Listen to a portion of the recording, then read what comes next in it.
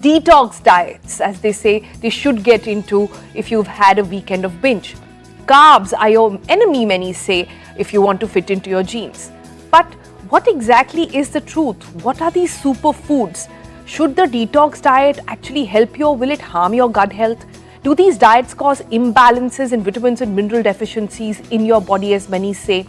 In middle of all this excessive information, how do you separate the fact from fiction? And how do we really know when we are doing our body a favor and when we are actually harming it? To help us separate the wheat from the chaff, as they say, we have a nutrition powerhouse joining us this morning.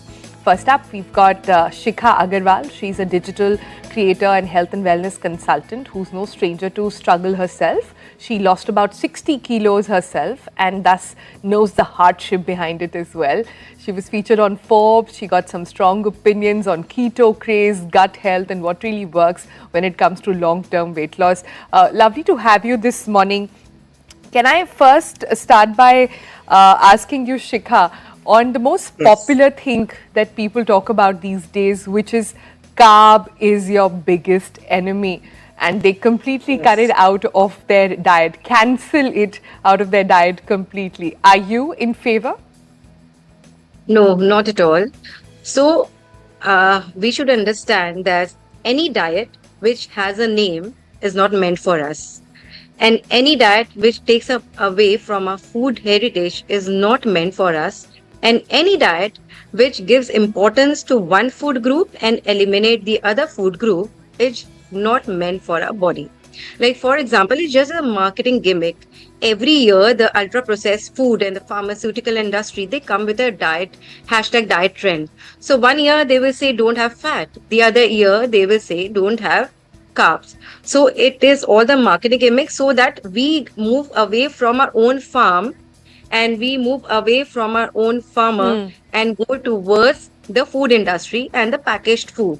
Because when one food group is given more importance and the other food is just eliminated, we are very much, attracted towards the food which we are not supposed to have, which is the packaged food. And that is what every year these food industry and the pharmaceutical industry is doing.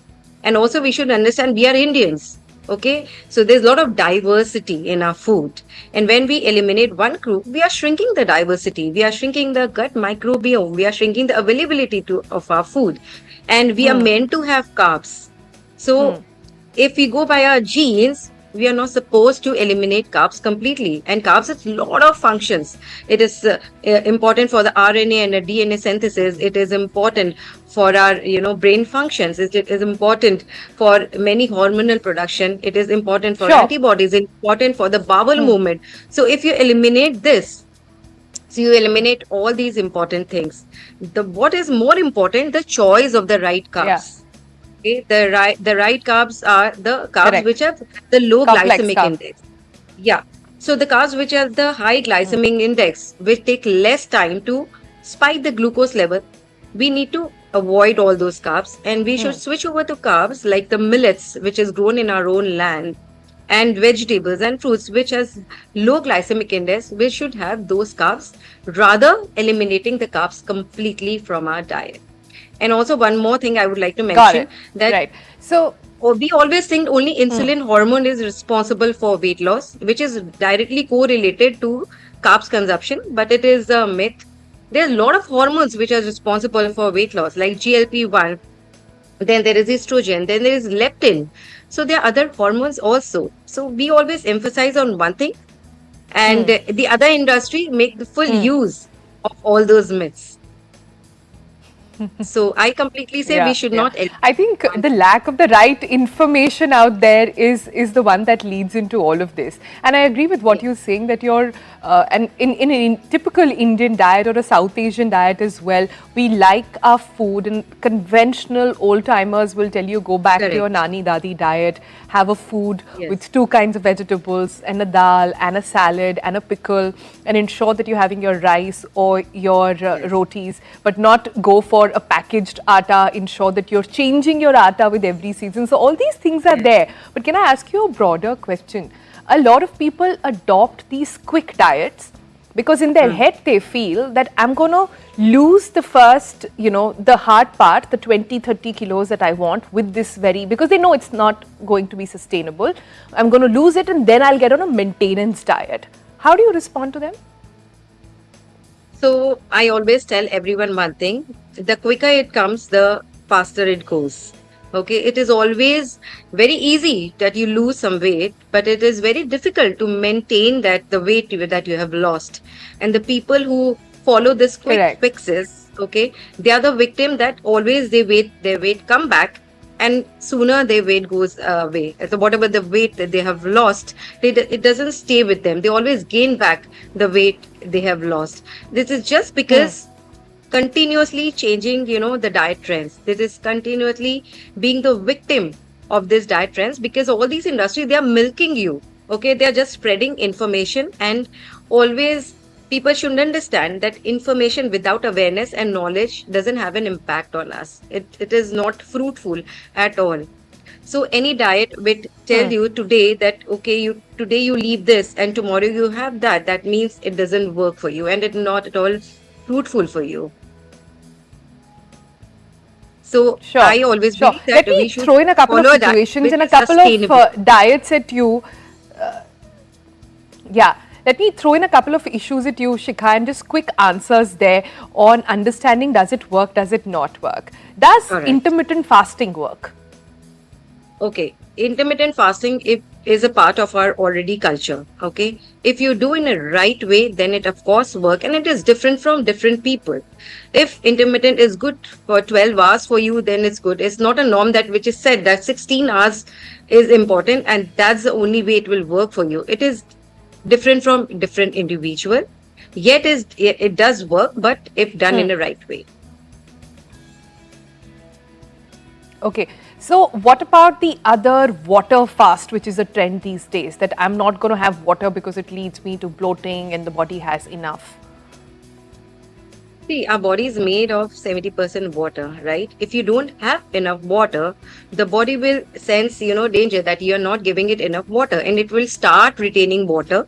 And that is the reason you feel bloated and you have water retention, right? So water is a very, very important, very underrated mineral, which is very important for us. And since water is part of the weight, people think that if they stand on the weighing scale and if they have less water, it will show less on the weighing scale.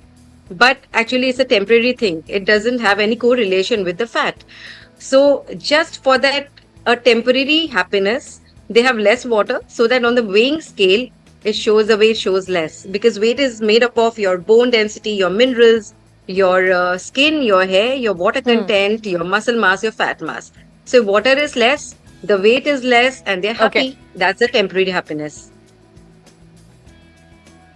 Okay. What about portion control? That's the other big trend. There's a very famous ad also out there which says "tukdo mein ji rahe hain," meaning you have everything, but you have very little of everything to just satiate yourself and not indulge. What about that trend? You know what? Human species are incapable of overeating. We have a hormone called leptin, which means lactose. That means thin. It tells you, it gives you a feeling of satiety and not lead you to overeating. But that only happens if you're paying attention while eating with your food and chewing your food well. Okay, but nowadays no one has a time. Even for that 10 or 15 minutes, people either are on their phone or their TV or just discussing some important things. So that is missing. For that, now everyone is giving the given and the calculated portion control. But in our body, this hormone, we are not using this hormone, which means thin. If people who are just paying attention while eating the food, they can never gain weight. They are always thin because of this particular hormones. So all we need to do is for the portion control is pay attention while eating and chew our food well. That's a very common thing. Also in Canadian guidelines, they came up with this fact in 2019 that for optimal digestion and for sustainable weight loss, all you need to is pay attention, and that is all what I tell my clients. So that way there'll be portion control. Ruchika, everything that you're saying sounds very wise, Everything that you're saying sounds very wise, but is very difficult to implement.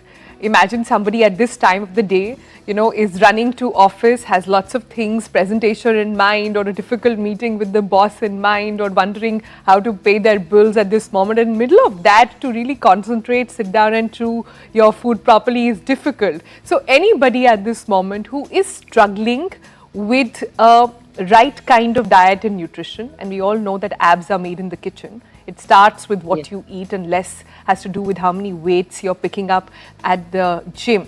To them, then, what is your advice? Coming to the point what you mentioned, that everyone is very busy. What I believe, that if you don't have time for your health and the food, the first thing that we start our body with, we say Anna ye pur Brahma. That means that wisdom, that completeness with food. So if you don't have that completeness feeling with the food, then how do you start your day wisely? So at least that 10-15 minutes, if you give to the food, you see the difference, the way you'll be able to carry your day without any stress. So we cannot control other stress, but we can definitely control the stress while we are having the food. Definitely. This one particular thing helps to cure lot of problems. And to manage our daily, that we just need a pre-planning, and you have to be organized. The way you have organized this session, you must have, kept other things aside, and, be present here early in the morning before time, so that you could be, presented. It's just the matter of being organized and pre-planning, and that's it. And give priority to your health. It's all about the priority. Yeah. It's like So a lot of us know what to do. It's difficult. We always focus on the food. How to do it. But Chika, can I ask, I have last 2 minutes, so can I just pop up one more question, which is very popular, on sugar. Is sugar the new poison? Is sugar the new tobacco? All right. So sugar, if you think, is a part of our Panchamrita. You must be knowing Panchamrita is any occasion. Okay, we make this Panchamrita, which is the most holistic thing. So you just think any food which is a part of our Panchamrita, can it be so much of a villain? I don't believe so. It is always the quantity and the way we consume the sugar, and not the sugar. So that is why many people have started, switching from sugar to jaggery, thinking that jaggery is more beneficial, but that is not true. Both have the same effect. In fact, jaggery had more glycemic index. So that is what I was saying, that information without awareness and knowledge is not truthful at all. So sugar is not the villain. The way you are having it and the quantity. If you have sugar with our Indian mithai, the laddus, it's not bad for our health, because it is coming with a lot of vitamin, mineral and fiber. If you have sugar with pastries and brownies, then of course it is not good for our health. It is just coming with maida. It is just coming with processed food, no minerals, no vitamins, just spiking your glucose level and giving no benefit to our body. So this is how we have switched our sugar from the consumption to our own food, own kitchen, to all these desserts or processed food. So villain is not the sugar, villain is the way we are consuming sugar. So that's my take on the way we are sugar. consuming, and the myths for us, and hopefully we'll all find the will in us to actually execute it. Like I said, thanks so much. Yes, thank you so much. All right, moving on now, let's take you through stories from India and across the globe.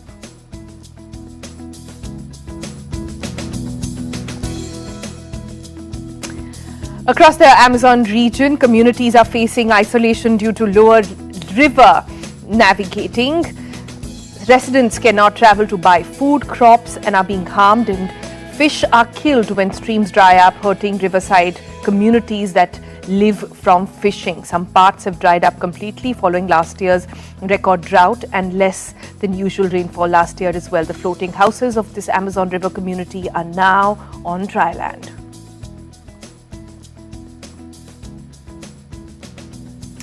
New Zealand announces its plans to nearly triple a tax on international tourists. This move has prompted backlash from country's tourism industry. The government said that it would increase the international visitor and conservation and tourism fee starting on October 1st from 35 New Zealand dollar to 100 New Zealand dollar.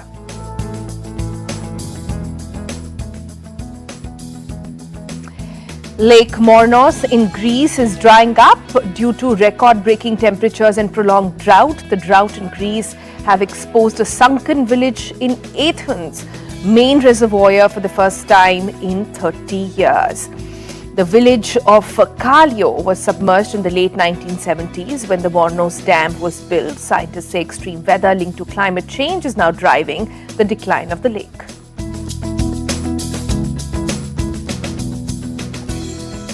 South African scientists unveiled a motorcycle-size meteoroid which they came across in the country's Eastern Cape province. According to the scientists, residents of Eastern Cape, Western Cape and Free State saw a bright blue, white and orange streak of light in the sky on the 25th of August, accompanied by an explosion sound. The rare meteoroid weighed less than 90 kilograms.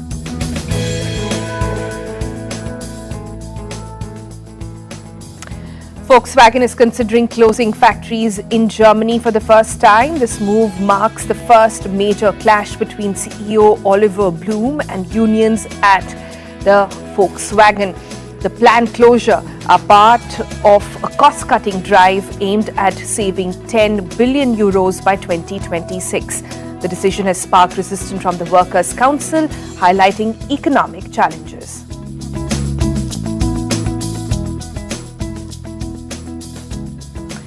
Markings start to emerge on Hong Kong's twin panda cubs as they double in weight. The video footage released by Ocean Park shows a mother Ying Ying spending her time playing with the twin girls. According to the Ocean Park, Ying Ying spends her day cuddling, grooming and feeding one cub at a time.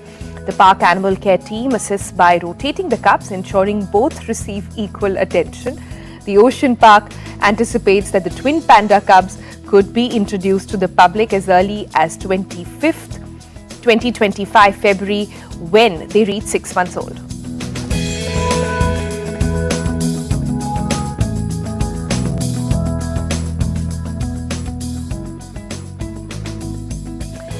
An ancient Roman arch next to the Colosseum was damaged after a violent storm hit Rome.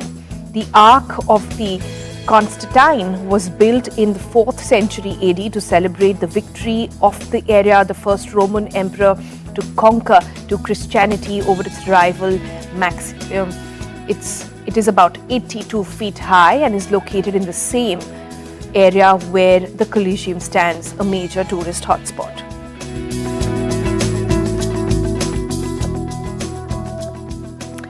A third night of protest in Tel Aviv saw demonstrators facing off with police on Tuesday as they gathered to demand a deal to return Hamas hostages home.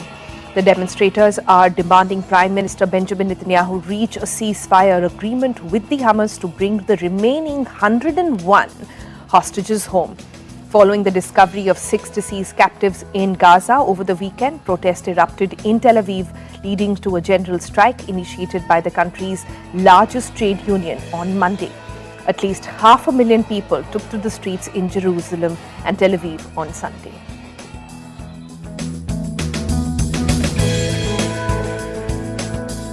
Russian President Vladimir Putin left Mongolia after a 2-day state visit on Tuesday late in the evening. On Wednesday, Putin is expected to hold several bilateral meetings on the sidelines of the Russia Eastern Economic Forum.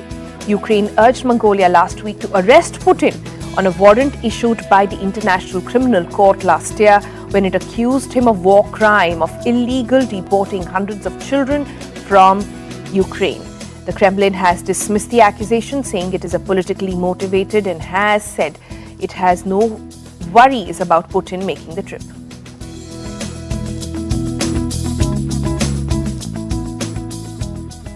Britain's Queen Camilla met with staff and patients of the Dyson Cancer Centre at the Royal United Hospital on Tuesday. The Queen praised the welcoming atmosphere of the centre and said most cities like Bath could use similar facilities. Britain's King Charles returned to public duties on the 30th of April following nearly 3 months of treatment of cancer. 6 weeks after the King's cancer diagnosis was revealed in February of this year, his daughter-in-law Kate said that she was undergoing preventive chemotherapy as well.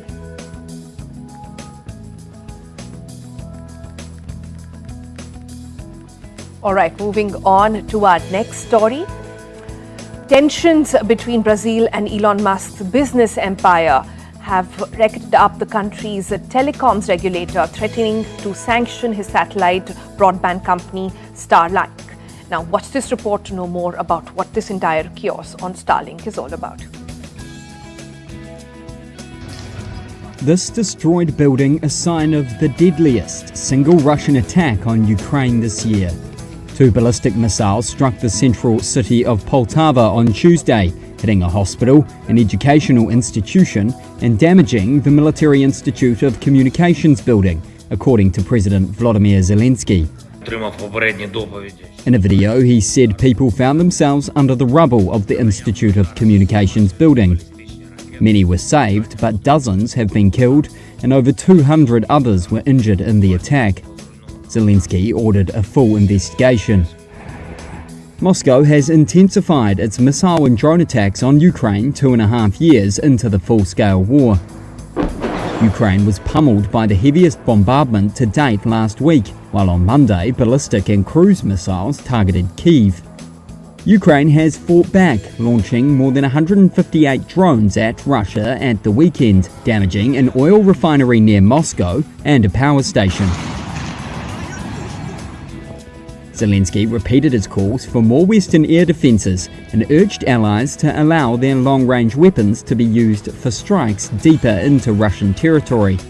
Kyiv's troops have mounted their first large-scale cross-border assault into Russia's Kursk region, for which Moscow has vowed to retaliate. Russia did not immediately comment on Tuesday's attack.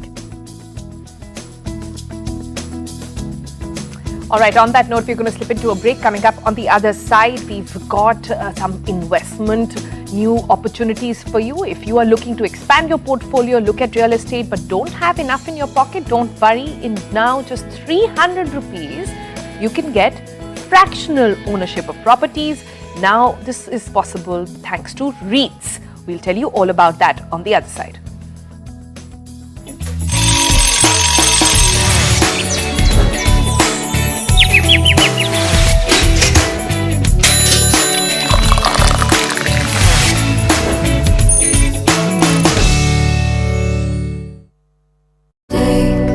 Content will now be reviewed, and in future content on platforms will be in acceptance with sentiments of our nation. Netflix has also assured that all security concerns will be addressed in the future as well. They will also review all the content and will revert at the earliest. According to sources, while the government has no immediate plans to ban the series, officials from Netflix, its content head, have been now asked to find a way to resolve this controversy. The ministry is also likely to summon the filmmaker Anubhav Sinha, who is the maker of the series. For now, Netflix has given full assurance to be mindful of national security and children's sensitivity while putting out content on the OTT platform in the future.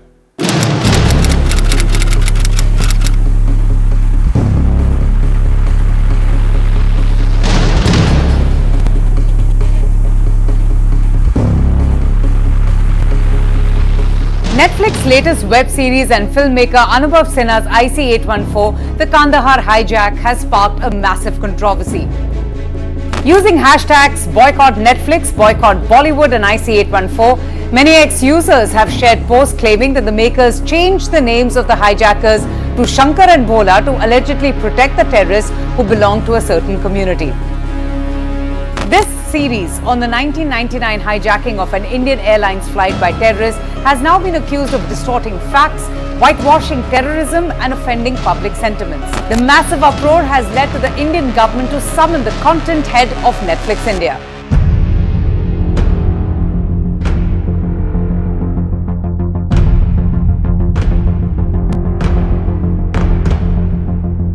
Let's just tell you about the incident hijacking of IC814. Indian Airlines flight IC814 was hijacked on December 24, 1999. The plane that was carrying 154 passengers and crew was hijacked by 5 terrorists 40 minutes after it took off from Nepal's capital Kathmandu and was bound for Delhi. The hijackers, identified as members of the Pakistan-based terrorist outfit Harkat-ul-Mujahideen, had diverted the plane to Kandahar in Afghanistan that was then under the control of the Taliban. The crisis, which lasted 8 long days, during which these terrorists demanded the release of 3 high-profile militants, Maulana Masood Azhar, Ahmad Omar Saeed Sheikh and Mushtaq Ahmad Zarkar. The Indian government, under immense pressure to save the lives of hostages, ultimately agreed to release those 3 militants. Former External Affairs Minister Jaswant Singh, in fact, had personally escorted the terrorists to Kandahar, a move that still remains, to date, the most controversial. So what is the IC814 row all about? It's a series that has been released on Netflix and it's based on the real-life hijacking in 1999. And this series chronicles the horrific experience of the passengers and the crew members and the challenges that they faced by the government as their flight was diverted to multiple locations before finally ending up in Taliban-controlled Kandahar in Afghanistan. The hijackers in this series are depicted with the code names Chief, Doctor, Burger, Bhola and Shankar. However, it's the use of the names Bhola and Shankar that hasn't really gone down well with the viewers, which has now triggered this massive controversy. In fact, they contend that the show should have highlighted the fact that the hijackers were 5 Muslim terrorists and 2 of them in fact had used Hindu aliases. Netizens have accused the filmmaker Anubhav Sinha of deliberately distorting facts and has even labelled his work as propaganda. Now, several top BJP leaders have also raised objections and questions to the portrayal of events in this series. BJP IT cell chief Amit Malviya has said that the hijackers were dreaded terrorists who acquired aliases to hide their Muslim identities. He in fact posted on the social media platform X saying, and I quote, "Filmmaker Anubhav Sinha legitimized their criminal intent by furthering their non-Muslim names. Decades later, people will think Hindus had hijacked IC814. Well, joining him was former Union Minister and BJP leader Rajiv Chandrasekhar. I vividly remember IC814. I was very aware of that accident and very involved in following that. Every man and woman in India and indeed in South Asia knows that hijack of IC814 from Kathmandu was committed, that act was committed.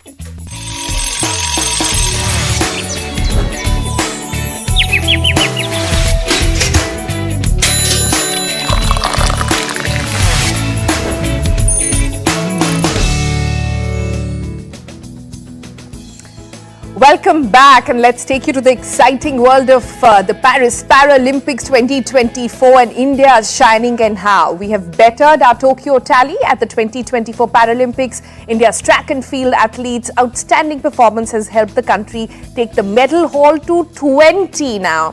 We currently have 3 golds, 7 silver, 10 bronze medals. Double delight for India as Ajit Singh and Sundar Singh Gurjar won the silver and bronze medal respectively in the men's javelin throw. There's also India achieving a double podium finish for men's high jump final with 32-year-old Sharat Kumar who won silver and also Mariappan who won the bronze medal there. This was Sharat Kumar's second Paralympic medal. He also won the bronze medal, remember, in Tokyo 2020.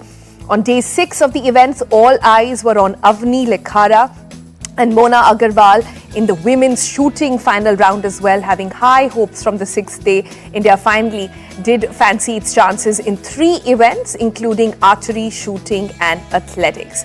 Meanwhile, Indian shuttler Suhas Yathiraj got the silver medal in the men's single. Suhas, who is also world number 1, had got the silver medal again in Tokyo 3 years ago. And talking about Suhas, remember we had him on TBC not very long ago, right when he was prepping up for the Paris Games. He's an IS officer, remember. He's a para champion and now a Paralympic silver medalist as well. TBC spoke with him when he was prepping up and we tried to ask him that how does he juggle everything, being a Secretary and Director General of the Youth Welfare and Sports in UP government, along with being this very passionate badminton player. This is what he had said. Congratulations indeed. This is a great achievement. But you are the Secretary and Director General of Youth Welfare Sports in UP. It's a hard job. Anyways, being a civil servant in the country is not easy. How are you juggling both, acing both at one go? It's always a challenge. If you see around the world, there are so many people who have done multitasking so efficiently. There are some people who run multiple companies at a single time, but there are others who probably feel they are short of time to do even a single job. To answer this, what I would say is, if we choose something that we love, if some action or some pursuit makes us happy, then you really don't feel sad, or you don't really regret the times that you spend on it. Yes, as you said, I hold responsibility youth welfare department in government of UP. It's administrative responsibility always comes first, but then in the early mornings and then in the late nights, I have to sacrifice some amount of time that I would have otherwise given to my family. But even if at 10 p.m. I go and play at badminton court, that makes me happy. So what I would say to everyone is, you will have sufficient time to actually pursue your passion. Choose something that makes you happy, and then if you can turn passion into profession, nothing like it. All right, wise words over there, and we wish to sort of have another chat with him once he's, landed back in the country with that silver medal. Let's switch tracks now, quite literally, to our car and bike segment. A couple of months in, and the fourth generation Maruti Suzuki Swift is already the second best-selling car in India. So what makes it click? Do we even need to consider the rival like Hyundai Grand 110 Nios, or does paying a premium for something larger like the Toyota Glanza make sense? We answer all these questions in Overdrive's detailed Swift comparison review.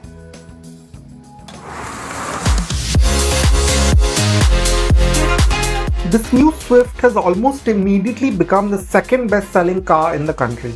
So what makes it click when most of the other 10 best sellers in India happen to be SUVs? And do you really need to look at an alternative like the Hyundai Grand i10 Nios? Or does paying a small premium for something larger like the Toyota Glanza make sense? Now the Swift is the newest car here, and it really does show as soon as you step inside. And that's mainly down to how it's designed. But this really quite smart, modern look to it, which the other two don't quite match up to.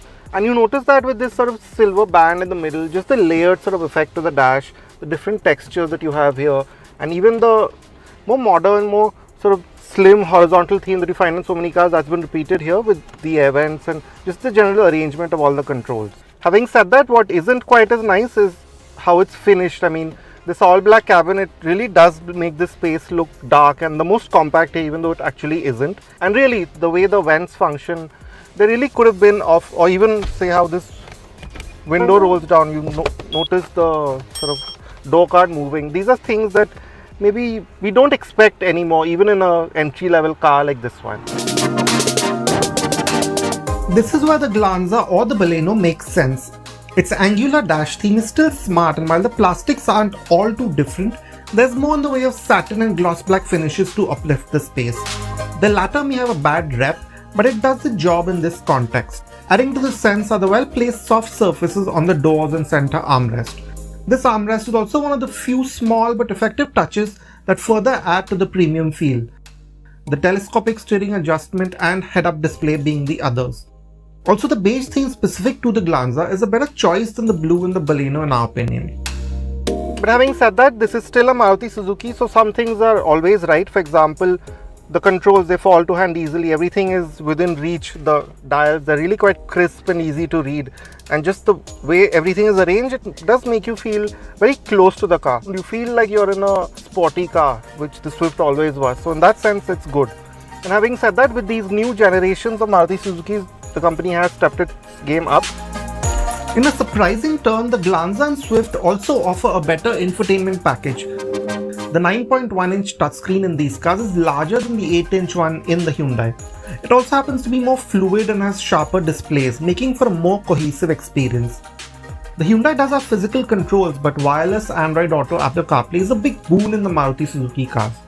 We think Hyundai could have put its biggest screen, say from the Creta, in the way Maruti Suzuki has here. All the three give you analog gauges, but the ones in the Swift and Glanza again do it better with the clean, smart style and larger fonts. These also give you a color MID instead of the smaller black and white one in the Nios. An aberration with the Swift is that the touchscreen intrudes onto your field of vision at certain seat heights.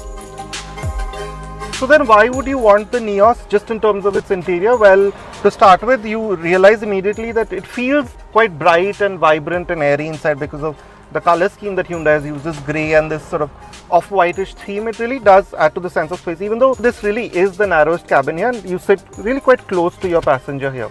And the thing that Hyundai does now, there aren't any soft materials aside from the ones that you have on the steering wheel. It's the least of all the three cars here. But you have that perception of quality, that perception that you got something that is more expensive than what you paid for. And you notice that with the satin finish here, or just the heft with which the air vent functions or these climate controls function. Now that sense of quality also extends to the seats. You have a bit of leatherette around the edges. It's not fully fabric like the other two cars here. And yeah, in terms of underthigh support in the front, it's actually better than the other two. But where the other two score really highly is in terms of the back support. This one really is quite thin, the seat back. You don't get a separate head restraint, which is quite a big miss, I must say, in this age of where safety has come into the forefront. So yeah, while the seats look great and to some degrees they do help you, in terms of overall front seat comfort, I would pick the other two between the Swift and the Glanza. The Nios claws back ground with its practicality. You have 3 charge ports on the front, unlike the quite inconvenient single Type A port on the Swift and Glanza, aside from the wireless charging that all 3 offer. It also has good sized door pockets, although the Swift is quite hampered at the rear in this aspect. The Glanza's wider cabin helps its case in this regard, especially in the central tunnel. The Nios only makes do with a 12-volt outlet in the rear, the Maruti Suzuki based offerings giving you both Type A and C charging.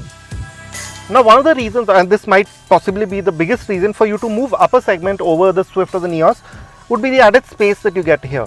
Now in that regard, the Glanza really does, or even the Baleno really does deliver. You have 70 mm more wheelbase than either the Swift or the Nios, and that really shows. I mean, there's a massive amount of knee room for me compared to the other two, of course. So even if you are close to 6 feet tall, you will be comfortable here, which is something you can't say of the Nios and Swift.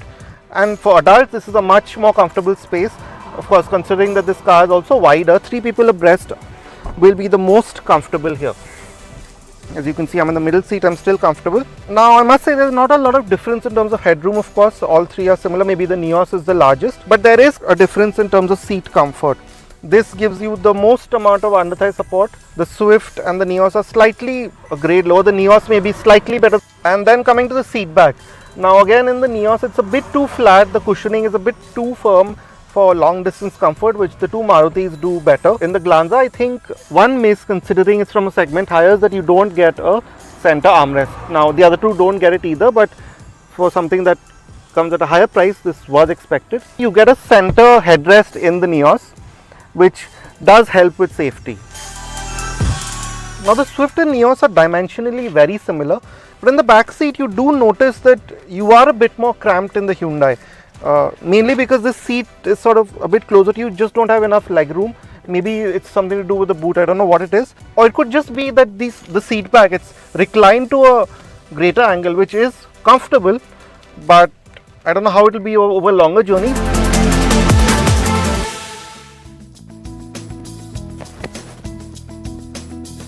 Alright, moving on from that Overdrive verdict to give you some entertainment news now. Deepika Padukone shut down trolls questioning her pregnancy with a series of these monochrome pictures that really did capture everybody's imagination on Instagram with husband Ranveer Singh. Remember, her pregnancy is almost coming towards an end. She's scheduled to have a September baby as well. Her pregnancy photo shoot did capture everybody's attention on social media, also captured some attention of the trolls, from the lace dress to a cable knit cardigan. Mocked to be Deepika Padukone's bold style left everyone amazed.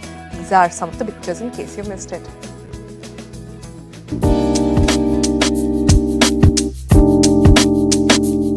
The verdict is out. Deepika Padukone's maternity fashion is a cut above the rest, and she is an undisputed winner. Like seriously, she has amped up maternity fashion, and how? The actress on Monday shut down trolls questioning her pregnancy with a series of black and white pictures on her Instagram alongside hubby Ranveer Singh. And trust us, they are all things adorable and, well, daring. Yes, DP being DP ditched cutesy and opted for a bold maternity shoot that literally broke the internet. The actress picked 4 looks for the shoot that showed off her glorious baby bump, radiant skin and minimalistic take on fashion.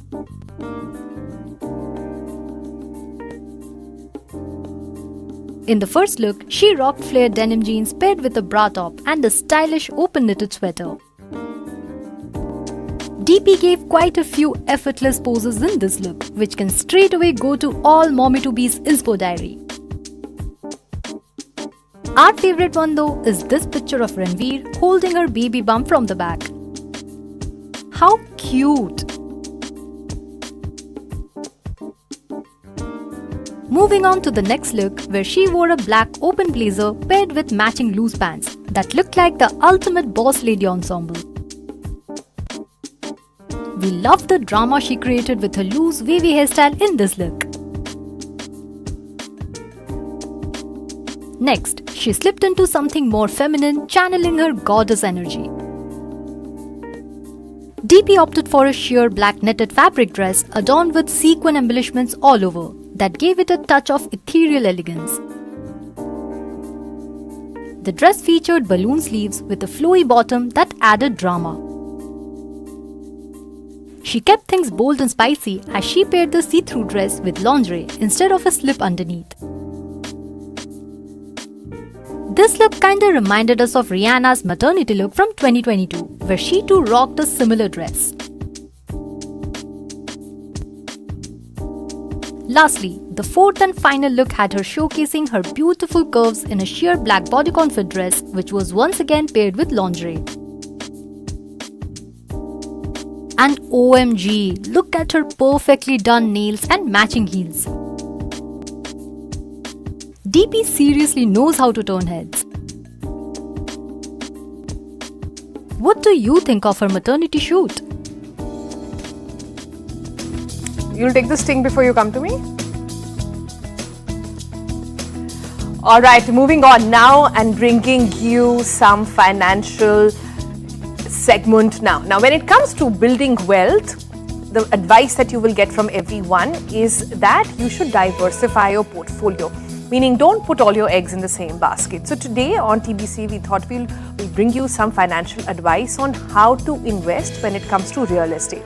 Now, real estate, we understand, is tricky because you feel that who has 3 CR or 30 lakhs or even 3 lakhs at the moment to invest in a big property. But what if we told you you could start investing in real estate with as low as 300 bucks? Well, fortunately, here is what REITs is all about, the Real Estate Investment Trust. It's a game changer that everybody is talking about. So here's an explainer to tell you more about it.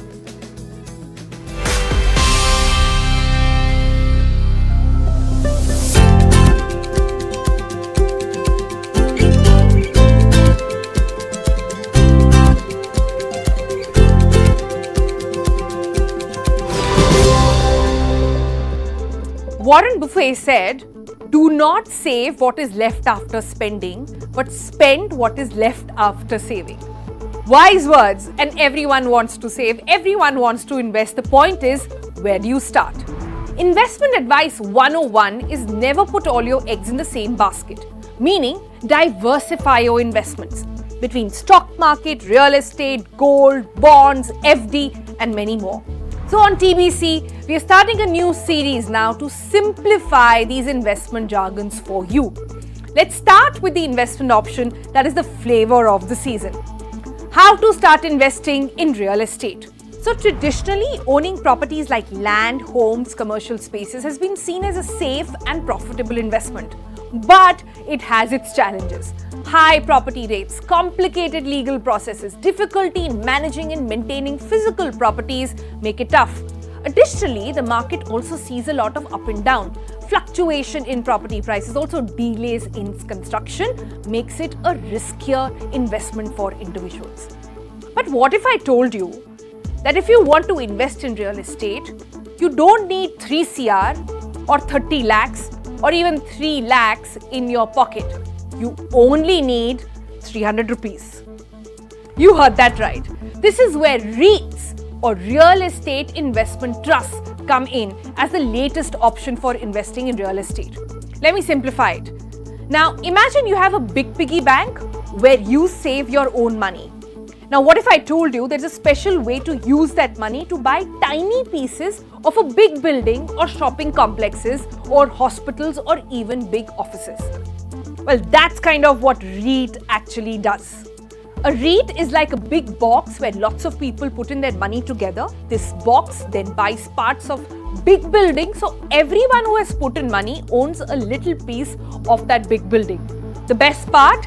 When people pay rent to use these big buildings, the box shares the money with everyone who had put it in the first place. So instead of buying one whole building, which would be super expensive, people can now buy small pieces through REITs. It's like getting a slice of the cake instead of the whole cake. This way, lots of people can invest in real estate even if they don't have a lot of money. It's a fun and smart way for grown-ups to make their money by owning a little bit of a big building. Bottom line, REITs allows people to invest in real estate without actually buying physical property. Instead, they can buy shares, small shares in REIT, which owns and manages portfolios of big real estate assets like office buildings, shopping malls, apartments, you name it. This makes it easier for people to invest in real estate even if you don't have a lot of cash on you, and also you don't have to go through the hassle of managing the properties yourself. Some popular companies which have listed REITs in the stock exchange are Embassy, Brookfield, there is Raheja Mindspace, Nexus Select and many more. And investments begin as low as 300 rupees. So it can be a good entry point for anybody who does not understand the real estate market too much but wants to start out and start small. But hey, don't depend on us. DYOR, do your own research.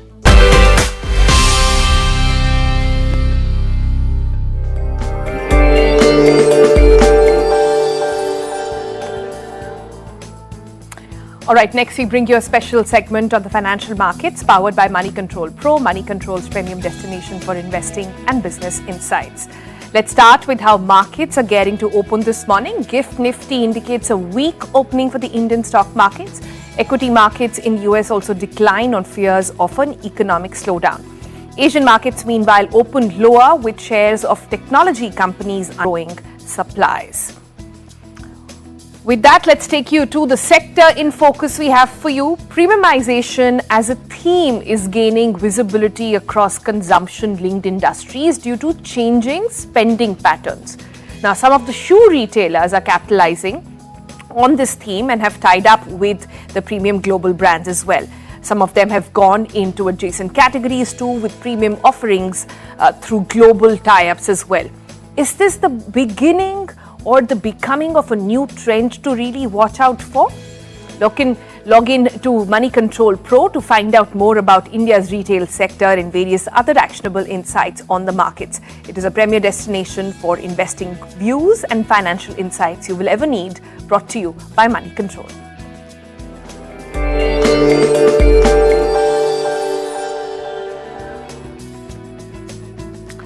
With that, another programming note, you can also visit news18.com for all the latest and breaking news with up-to-date coverage on India, world, business, entertainment and cricket. News18.com, India's leading news website, combines accurate reporting with in-depth analysis, ensuring the reader stay informed on critical developments.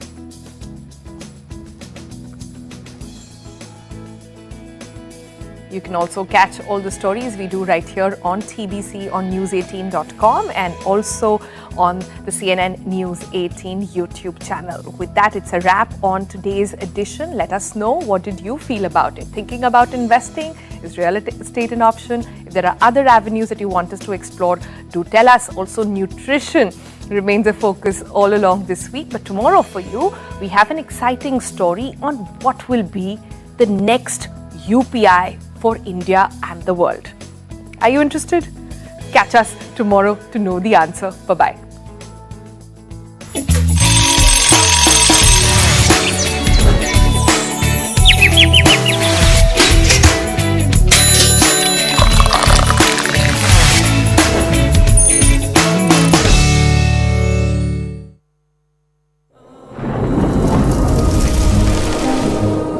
Climate change is on our doorstep. It's time for a revolution to take root. And it starts with 1.4 billion Indians. It starts with one tree. One tree for humanity. One tree for Mother Earth. One tree for our future. Project One Tree, a News 18 network initiative. Pakistan's ISI-backed terrorists. Now, nobody thinks that there were some people from India who did the hijacking. So how the people have Hindu names in that movie, I don't know. But I'm very, very happy that the INV Ministry and the Government of India has taken cognizance of this and has summoned Netflix. Well, there was stiff opposition and criticism to the depiction of these terrorists in a softer light and humanizing them as well. The series is adapted from the book Flight into Fear, the Captain's Story, that has been written by journalists Srinjoy Chaudhary and Devi Sharan, the captain of the hijacked flight. This series stars Vijay Verma, Nasiruddin Shah, Pankaj Kapoor, Manoj Pava, Arvind Swamy, Anupam Tripathi, Dia Mirza, Patralekha, Amrita Puri, Divyanu Bhattacharya and Kumud Mishra in key and very significant roles.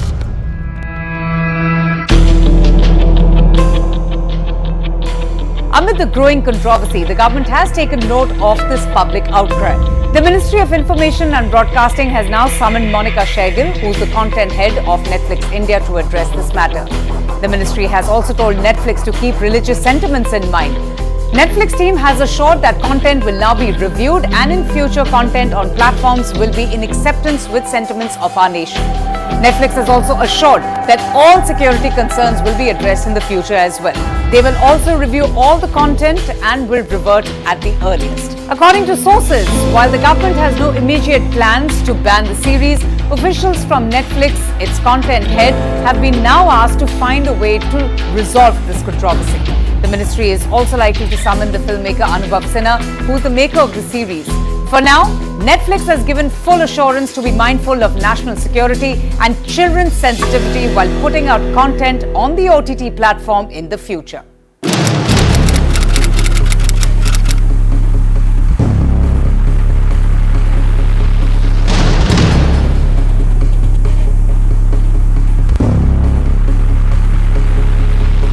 Netflix's latest web series and filmmaker Anubhav Sinha's IC814, The Kandahar Hijack, has sparked a massive controversy. Using hashtags boycott Netflix, boycott Bollywood and IC814, many ex-users have shared posts claiming that the makers changed the names of the hijackers to Shankar and Bhola to allegedly protect the terrorists who belong to a certain community. This series on the 1999 hijacking of an Indian Airlines flight by terrorists has now been accused of distorting facts, whitewashing terrorism and offending public sentiments. The massive uproar has led to the Indian government to summon the content head of Netflix India.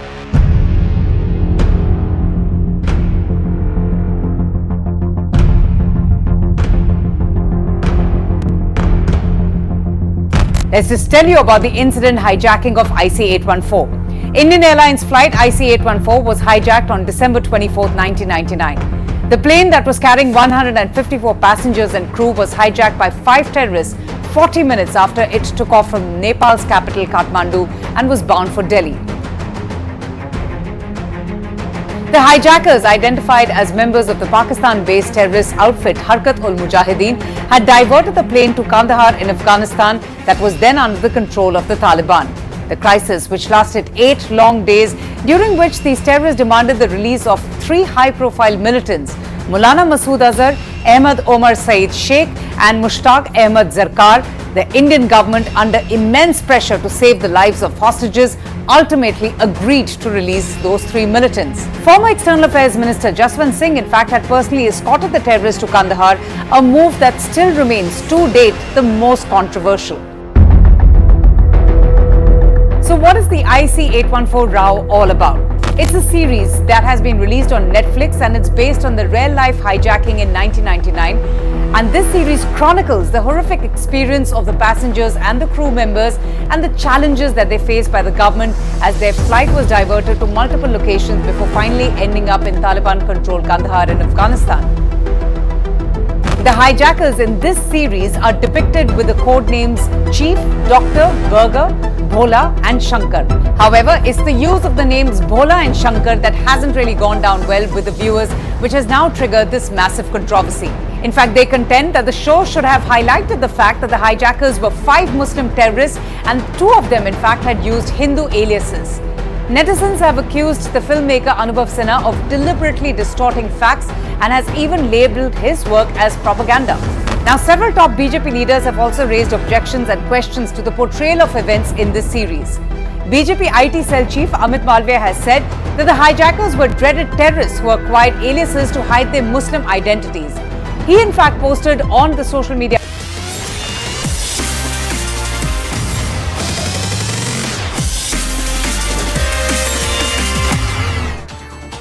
Good morning and a warm welcome. You're watching CNN News 18 and I'm Griha Atul. Let's begin with news that's coming in from the state of West Bengal, and this is another major development in the West Bengal rape and murder case. Now, to lead into the investigations, we are learning that the West Bengal Health Department has suspended Sandeep Ghosh, who's the former principal of RG Kar Medical College and Hospital, in connection with an ongoing investigation into the financial irregularities in RG Kar. Now, Ghosh has been remanded, remember, to 8 days in CBI custody. Meanwhile, the protests for justice for Abhya continues. The student doctors are calling on Kolkata residents to switch off their lights and form a human chain. In fact, the Bharatiya Janata Party has also announced a chakka jam across the state, intending to halt traffic for 1 hour. Now, the Home Ministry has filed an affidavit before the Supreme Court, accusing the Chief Minister Mamata Banerjee of not cooperating with the women CISF staff in West Bengal. The application said that the duty personnel are facing a lot of difficulties in performing their duties due to non-availability of accommodation, security gadgets and paucity of transportation.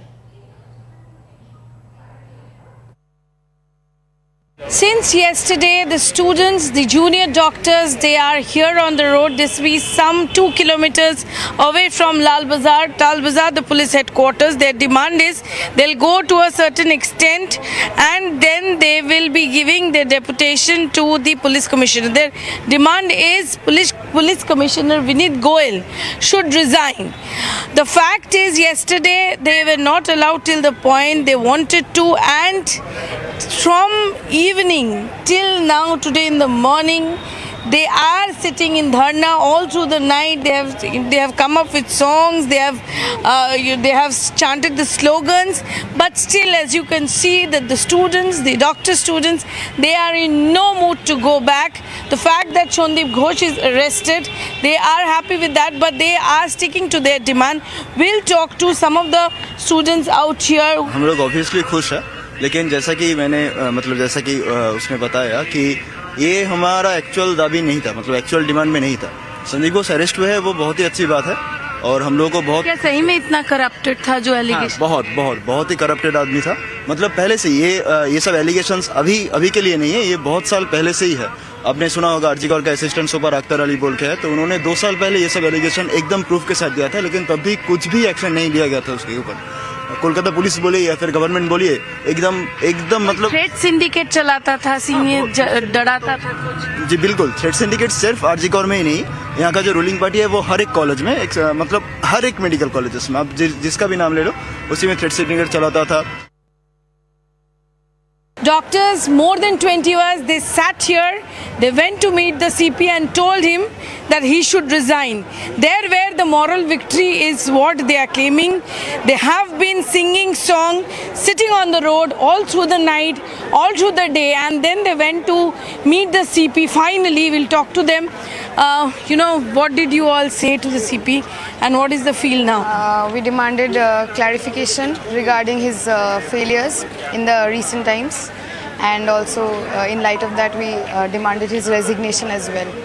He tried to give some clarification, but however most of them were just very vague comments, and they took responsibility for their failure on the 14th mob attack. And what did they say? Assessment problem? Yeah, it was an assessment failure from their part, and also regarding the construction work, they said that it was started without their knowledge, and the authorities had given them the order. We also asked that why the authorities weren't brought in for questioning regarding resignation. He did not comment much, but he also mentioned that if his higher officials think that he has lacked in some way in the recent events, they are free to transfer him, and he will willingly accept that. Let me take this across to my colleague Kamalika, who's been tracking all the developments on this big story coming out of the state of West Bengal. Kamalika, after the Indian Medical Association, there's been another rap, and this time by the West Bengal Health Department, suspending Sandeep Ghosh. First of all, what does it mean for him? See, first of all, let me tell you, opposition and the general public here are saying that it is too late that they have suspended Sandeep Ghosh now. That is the claim of those people of opposition and section of common people. Now that the criminal proceeding has started, now the fact that CBI has arrested him, he is in CBI custody, that is why he has been suspended. It means that it is, IMA has already cancelled his registration. That is also a problem. And along with that, this is also a very big question that Sandeep Ghosh definitely, obviously, when he will get bail, nobody knows, because there are a lot of cases. On the top of that, now from West Bengal government also he is suspended. But the fact is, as far as government sources are concerned, they are saying the fact is still anything was proved or the departmental proceedings were going against here, proceedings were on. They just on a drop of hat they can't go and suspend him. Okay. But now the fact is that this criminal proceeding has started. That's why they have done this suspension. Okay. But people are saying that it is too late. Also, there is another report, Kamalika, that we have been presenting before our viewers, is that there has been no cooperation of the State Department, especially by the State Chief Minister Mamata Banerjee, when it is about the CISF presence in the state, and this is the women CISF staff. What really has happened over here? Can you please repeat your question? Yeah, we wanted to understand that there was an affidavit that was filed by the MHA of Mamata Banerjee not cooperating with the women CISF staff. This is the central force of specialized paramilitary that we're talking about, that's stationed in the state of West Bengal, and that affidavit has been filed by the MHA. What are you learning about that, Kamalika? Yeah, there are some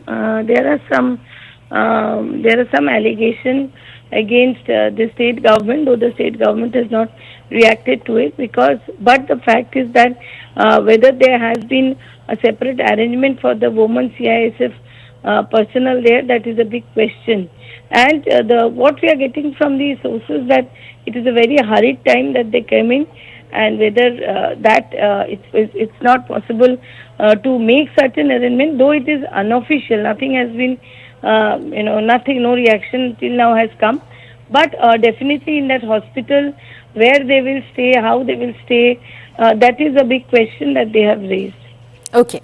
Thank you so much for that, Kamalika. We will come back to you on more details on this story. Let me also bring in my colleague Anshul on the broadcast. He's covering the CBI angle. The investigation, of course, has led to a massive fallout and another set of problems for Sandeep Ghosh. We are learning about his suspension by the West Bengal Health Department there. Anshul, which way is the investigation now proceeding, since we have in fact unearthed several accounts of fraudulent measures that he indulged in when it is about the finances in RG Kar? Well, yes, this is a big step that has been taken by the West Bengal government. But yes, yesterday the Central Bureau of Investigation had informed the court that at this point in time they are actually looking into 5 allegations against Sandeep Ghosh when it comes to financial irregularities. Now CBI had informed the court that this is just the tip of the iceberg and there are many other issues, there are many other cases in which somewhere or the other Sandeep Ghosh has taken cut money to provide tenders, and hence the Central Bureau of Investigation had asked for an extended custody of 10 days. But the defense from Sandeep Ghosh had informed the court that he has constantly been cooperating with the Central Bureau of Investigation. He has been appearing in front of them for 16 days continuously, and hence that term should be reduced down, and eventually the court said that 8 days of police custody is enough for the Central Bureau of Investigation to look into the allegations that are coming to the fore. Okay. And this expose that was done by the Central Bureau of Investigation, that it is just the tip of the iceberg. There are other fraudulent transactions that has happened. In fact, very interestingly, the Central Bureau of Investigation had said that they have documentary evidences of fake firms that were set up by certain people, and these fake firms were actually given tenders by Sandeep Ghosh, and in turn Sandeep Ghosh had taken some sort of a benefit, cut money from that to provide these tenders. These tenders start from tenders for canteen to the tenders for parking lots, and in fact tenders for selling biomedical waste as well. So definitely the allegations against Sandeep Ghosh of corruption are very, very serious in nature, and this became one of the reasons for the West Bengal government to finally go ahead and suspend Sandeep Ghosh, because remember there is a joint forum of doctors that is over here in Kolkata, and they claim that over the last 3 years they have submitted several evidences to the Kolkata police and the Kolkata government about the discrepancies and the corruption that was prevalent in RG Kar. Okay. But there was absolutely no action that was taken by the government, and now finally, since the CBI has taken action against Sandeep Ghosh, it has definitely become some sort of a shameful act for the West Bengal government, as no action was taken against him previously. And finally, as a face-saving measure, somewhere or the other, Sandeep Ghosh has now been suspended, but it is going to have very less impact on the students and the protesters over here, because as Kamalika pointed out, that the students are also very, very aware that this is just a face-saving measure, and still no stringent action was taken from the side of the Kolkata West Bengal government over the last 3 years when all these complaints were actually given to them. Oh, absolutely. And yet at 8-day CBI custody, that is how things stand for Sandeep Ghosh at the moment. Anshul, I'd request you to stay on with us. Let's take a look at this conversation that my colleague Kamalika had with the leader of opposition in West Bengal Assembly, Suvendu Adhikari. We are again in a rally where you can see a lot of women are there and they are doing their protest and they are demanding justice. We have Suvendu Adhikari also walking in that rally. आपको क्या लगता है मुख्यमंत्री को पदत्याग करना चाहिए? Bill आज आया है. We want step down of Chief Minister Mamata Banerjee. And today what you have to say on the anti-rape bill? You have raised it, you have supported it, but this question. We want early execution of this bill. It's responsibility to Chief Minister. Please accept my amendment. But he is saying Because all evidence are destroyed in RG Kar case. For that reason, on behalf of the BJP legislature party, I submitted some amendment. This amendment covered all the doctors, those who were involved in the medical process, police personnel, those who are involved in investigation process, and give all security to the witness, and within 30 days punishment must be ensured. TMC की मानसिकता तानाशाही मानसिकता and culture है, इसलिए TMC तो नाम ही है इनका।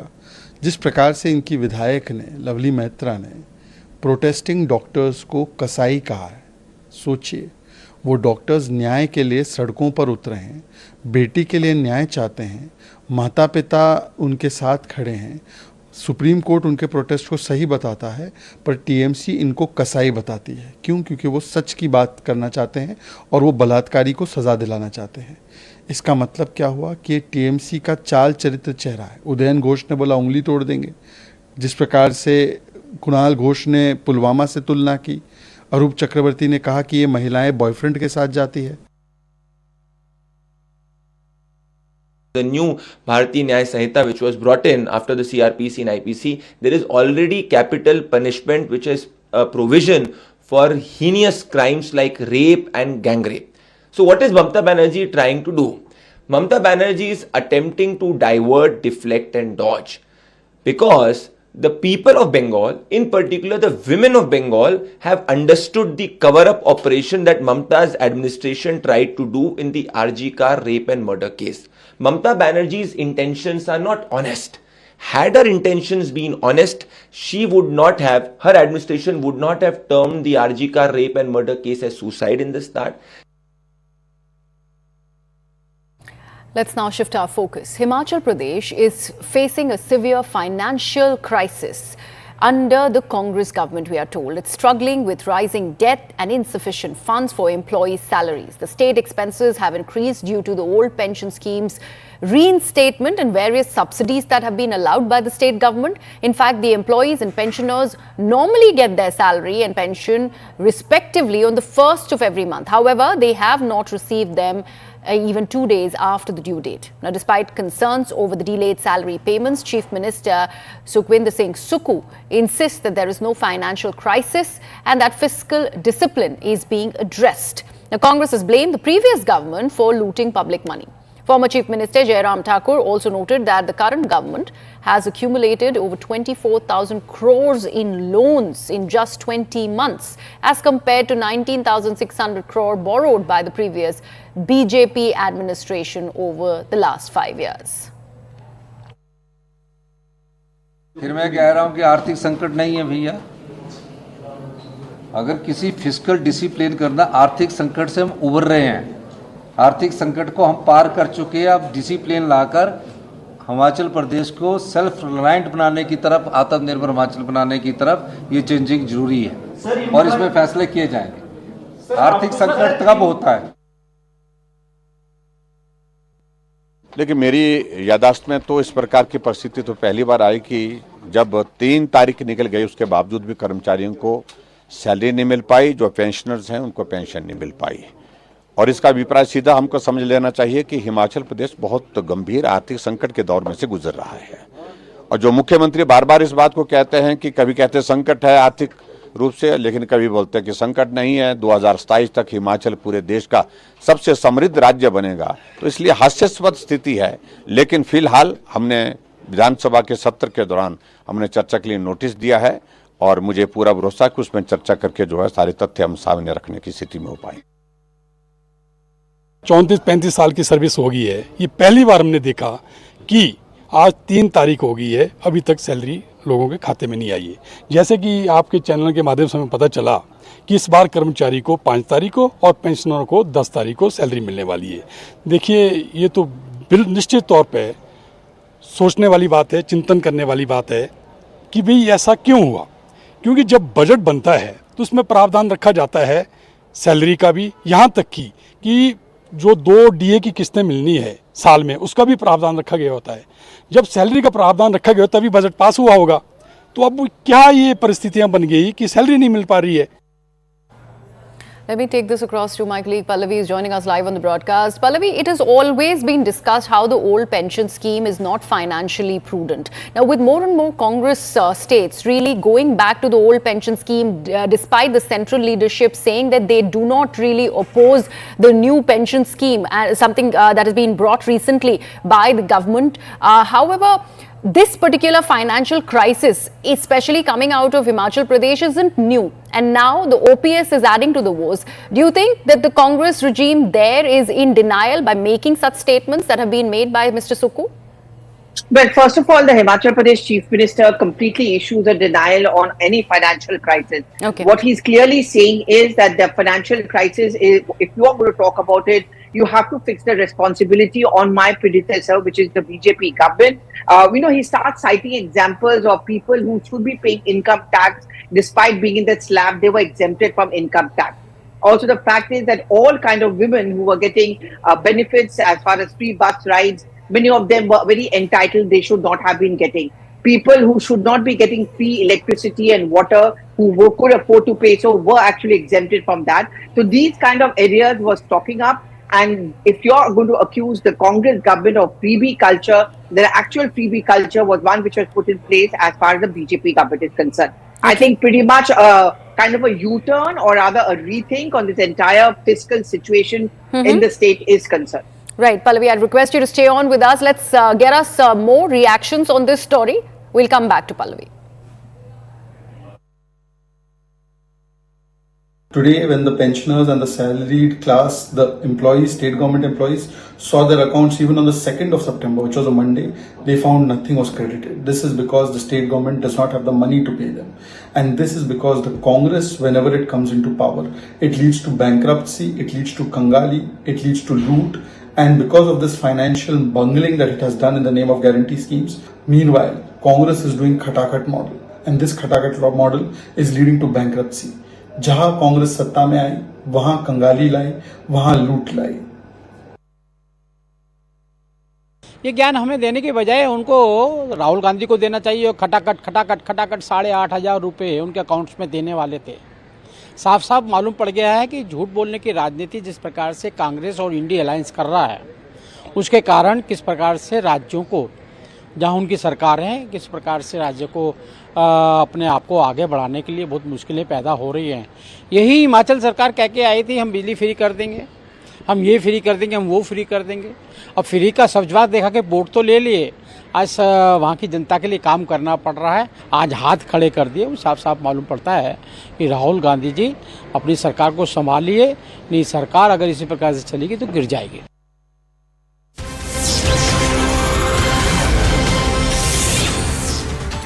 And we're getting more breaking news on the broadcast. Now, there's been a bill that's been introduced in Himachal Pradesh to stop the pension of MLAs who have been disqualified by the party for defection.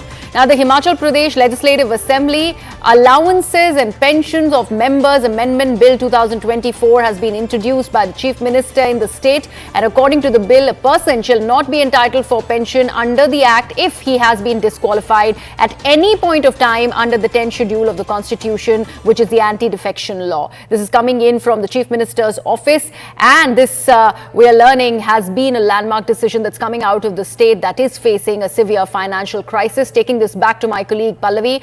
Pallavi, the fact that this is a reining in on people who have defected from the party, is this going to help in any bit with the financial crisis that the state is in? I don't think the two of them can be related. I think it would be very unfair to relate a fiscal crisis with this bill. This is another bill which is separately going to be introduced by the government today, and they hope to pass it because the assembly session is on. What the bill essentially talks about is very quickly to stop any kind of defection. There's a reason why Sukhwinder Singh Sukhu wants to bring this bill. Remember, if there was an instability in the state, it was largely because of defections which took in from the Congress party to the BJP. He's also trying to ensure in future no kind of political instability or uncertainty happens in his state. 9 out of 6 seats were won in the by-polls. This has emboldened the Chief Minister. Very quickly, what the bill essentially talks about is that in case anyone has been ruled by the Speaker to have defected, that person will not get any pension upon retirement or when he ceases to be an MLA.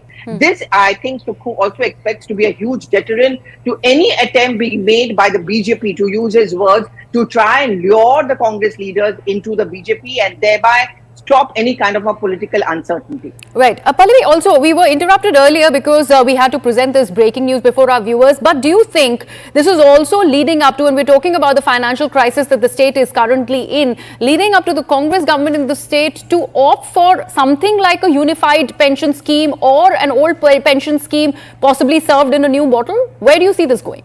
Well, as far as the UPS is concerned, the Congress has officially made it very clear they are not against the idea of the UPS. They only thought that a new pension scheme was a bad idea. As far as the UPS and its adoption is concerned, yes, political experts and financial experts agree that it's much, much better, fiscally prudent in comparison to the OPS. But whether the Congress-ruled governments like Telangana, Karnataka and Himachal Pradesh will eventually take up UPS, the Congress top sources have been making it very clear that this is something which we are going to have a debate and discussion. But certainly the indication goes in is that while the aversion they had for the NPS They don't have a similar one for UPS. And also they see it as a bit of an emboldenment because they see it as a kind of a U-turn by the central government. And therefore, an absolute no to UPS may not be ruled out as far as the Congress-ruled states are concerned. Right, Pallavi, thank you so much for all of those details there. I'm also now joined on the broadcast by Mr. Shehzad Poonawala of the Bharatiya Janata Party. Shehzad, first of all, how do you see this decision coming in by the Himachal Pradesh Assembly to rein in on people from the Congress party who have defected from the party, not allowing them pensions? No, it's a very good move. They should do it in Telangana too, because in Telangana the Congress party is taking MLA after MLA from the BRS. So maybe this bill can also be put in place in Telangana so that anybody who defects from any other party into Congress, they should also be deprived of their pensions. Why should it be a one-way street that only those who leave Congress should lose their pensions? But having said that, the real issue that is there is that salaries and pensions of lakhs of pensioners and state government employees have not been paid. Yes. We don't know when that date will come when they will pay those salaries. Rather than focus on that, you have about the priority of the Himachal government is Satta Bachao. Right now, it should be about salary or pension badao, but it's about Satta Bachao, and this is the Khatakat model of Congress party in Himachal. They have led to the Kangali and bankruptcy of the state. Rather than pay the salaries of the state government employees, now they are busy trying to save their own power, and they're trying to bring in such a legislation, which they should bring in Telangana. Shehzad, do you think being adamant upon bringing in the old pension scheme is leading up to this financial crisis, although we are getting a completely different sort of a response by Mr. Sukhu?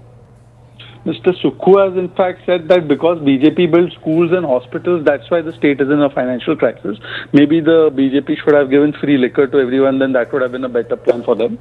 But having said that, well, look, the model of Congress party itself has been rejected by it when it did not put in OPS in its manifesto in 2024. Where have they implemented the OPS in Telangana? Where have they implemented the OPS in Karnataka? So they themselves know that OPS is a recipe for disaster said by Raghuram Rajan and by Montek Singh Ahluwalia. In fact, Manmohan Singh had pressed for the new pension scheme under his routine 2004 to 14. So therefore, they also know what OPS is all about, and therefore, they must introspect why Himachal has been led to the path of bankruptcy within a few months of the Congress party coming into power. Also, Shehzad, I'd like to understand the maths here, because there has been a reaction by Mr. Jairam Thakur over the state deaths in Himachal Pradesh. He speaks about how the deaths under the Bharatiya Janata Party regime for 5 years, which is 60 months, was about 19,600 crores, while in just about 20 months, they say the Congress has, increased that debt and it's now become 24,000 crores. But we are also adding that 19,600 crores that the Congress was having to level up to. No. First of all, it's very clear when the Bharatiya Janata Party left the government in 2022, between 2017 and 2022, you can see the amount of debt that increased, which was hardly about 19,000 crores, as rightly said. And in fact, between 2022 December to now, the Congress Party has ratcheted up even more debt than what we did in 5 years. And the legacy debt that we were left with in 2017 was actually the creation of the Congress. So what is proven is that the Congress Party, whenever it comes to power, it only comes up with these crackpot schemes. It goes into debt. It takes the state down into the doldrums, and then it also indulges in a lot of corruption because of which the state finances are affected. And that is what it has done in Himachal. That is what it is doing in Karnataka. And therefore, today the question being asked by the people of Himachal and Karnataka are that where are all those big promises you promised? Then don't make those promises when you can't fulfill them.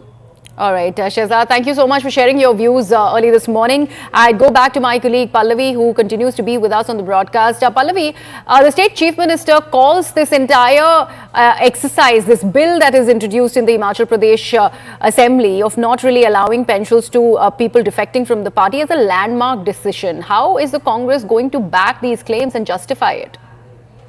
No, but Griha, obviously the Congress has backed it. That's the reason why I think the Himachal Pradesh Chief Minister even put out this bill, which is going to be tabled today in the Himachal Assembly. And then, of course, it should be passed because clearly they have the numbers. We also have to understand the political reasoning behind it. There's no financial reasoning. It's nowhere connected to the fiscal crisis. At most, the BJP may accuse the government of trying to deflect attention from fiscal crisis, but that's got nothing to do with the fiscal crisis. It's more a political tool he's trying to exercise to ensure that this is a sword which is going to dangle over any attempt being made to dislodge his government. or a political instability.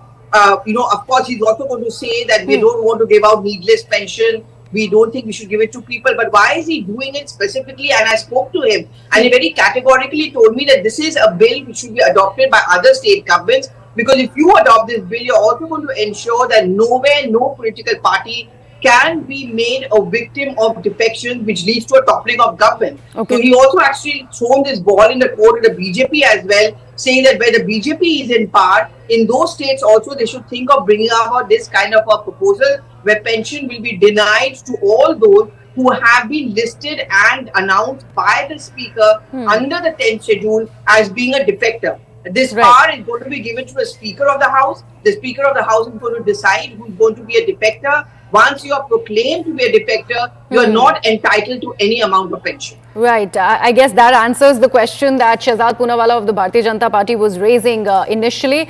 Thank you so much for that, Pallavi. With that, we are slipping into a very short break, but you get to see all of these news stories on news18.com as well. For all the latest breaking news developments and to stay up to date with the coverage from across India, the world, from business, from entertainment and cricket, just log on to news18.com. It is India's leading news website. It combines accurate reporting with in-depth analysis, ensuring that readers stay informed on critical developments.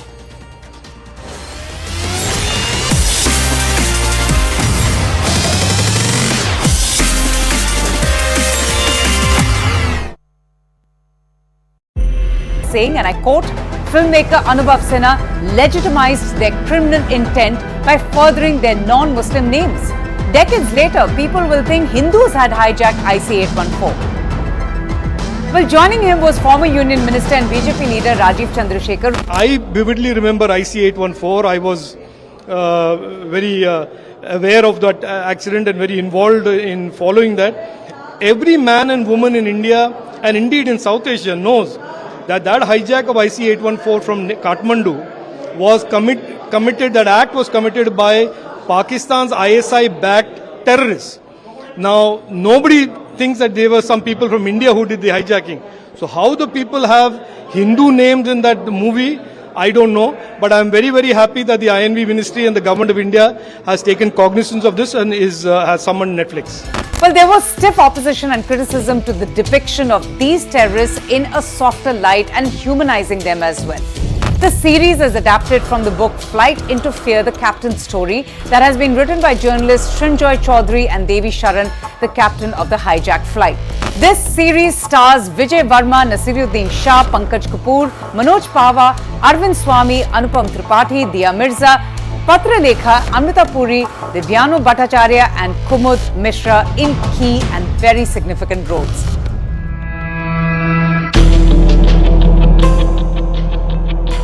Amid the growing controversy, the government has taken note of this public outcry. The Ministry of Information and Broadcasting has now summoned Monica Shergill, who is the content head of Netflix India, to address this matter. The ministry has also told Netflix to keep religious sentiments in mind. Netflix team has assured that content will now be reviewed and in future content on platforms will be in acceptance with sentiments of our nation. Netflix has also assured that all security concerns will be addressed in the future as well. They will also review all the content and will revert at the earliest. According to sources, while the government has no immediate plans to ban the series, officials from Netflix, its content head, have been now asked to find a way to resolve this controversy. The ministry is also likely to summon the filmmaker Anubhav Sinha, who is the maker of the series. For now, Netflix has given full assurance to be mindful of national security and children's sensitivity while putting out content on the OTT platform in the future.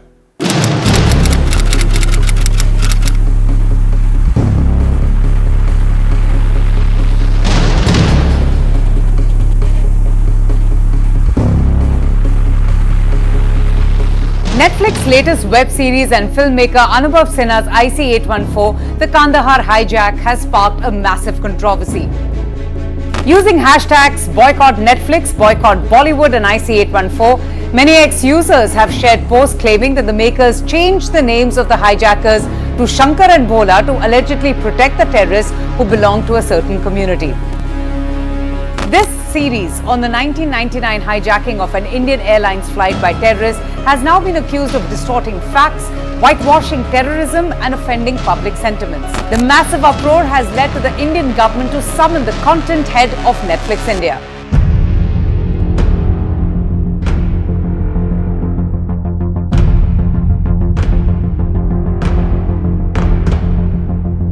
Let's just tell you about the incident hijacking of IC-814. Indian Airlines flight IC-814 was hijacked on December 24, 1999. The plane that was carrying 154 passengers and crew was hijacked by 5 terrorists 40 minutes after.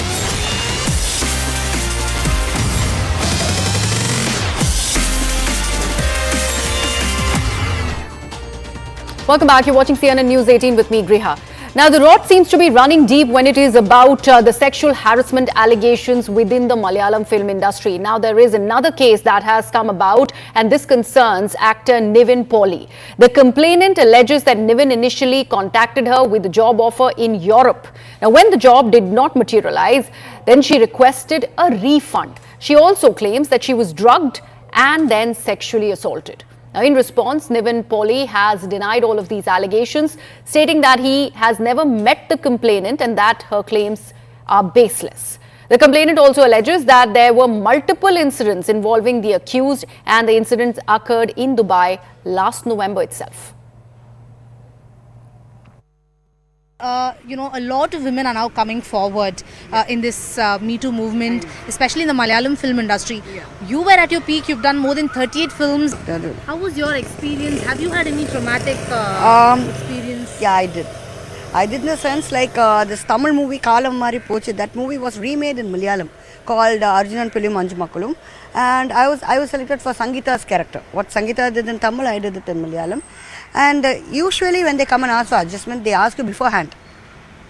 Either anybody, producer or director, if not you leave the project. So we can select whether we want to act or not. But in the Levante, it was a misfiring. Like what happened was, I went to the location, Sharnoor, they were shooting the entire movie. And after that, for one song, we had to go to Polachi. And 3 days of song shoot we had. And on the third day, it was a pack-up. Everybody were going their way. The production manager met me and he said, like, a producer is there, why don't you say bye to him and go? If you go. I had 2 assistants, I said, take my assistants and go.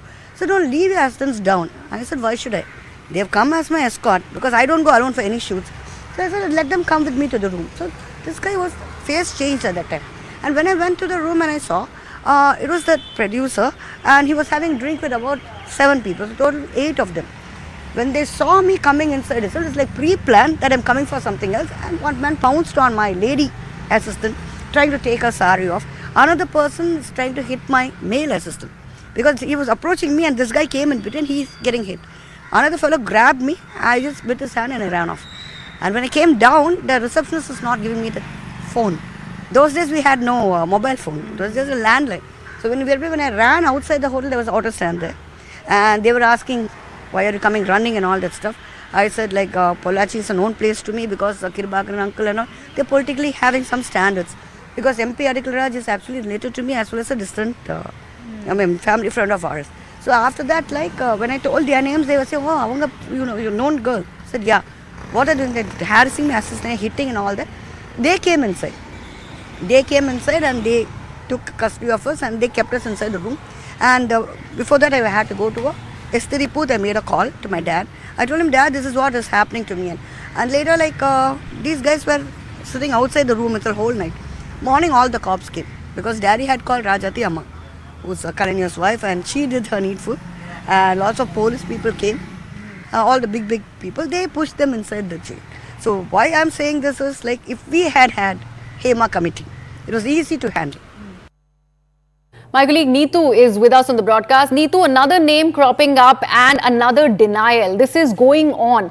Is there been any sort of an iron-handed comment by the ruling dispensation in the state? Because these names will continue to crop up. More and more of the victims are going to come out with their account. That's correct. Another name has come up again, another allegation. This is by a young lady who claims that, according to her complaint, she met one of the accused, the first accused lady, while in Dubai. The lady had offered her a job. then took money from her. But after that, when she didn't get the job or the money, she asked for money back, and that's when they introduced her to this film crew, and she says that she has been assaulted. Now the actor has come forward and said that probably is one actor who has come out immediately once the allegation surfaced, spoken to the media, taken questions and said that he has nothing to do with this. Meanwhile, the complainant says that they are staying with that. Now, the SIT is investigating into this. At least 14 cases have been registered now before the SIT. Various they are recording the statements, and many of these accused have now approached the court.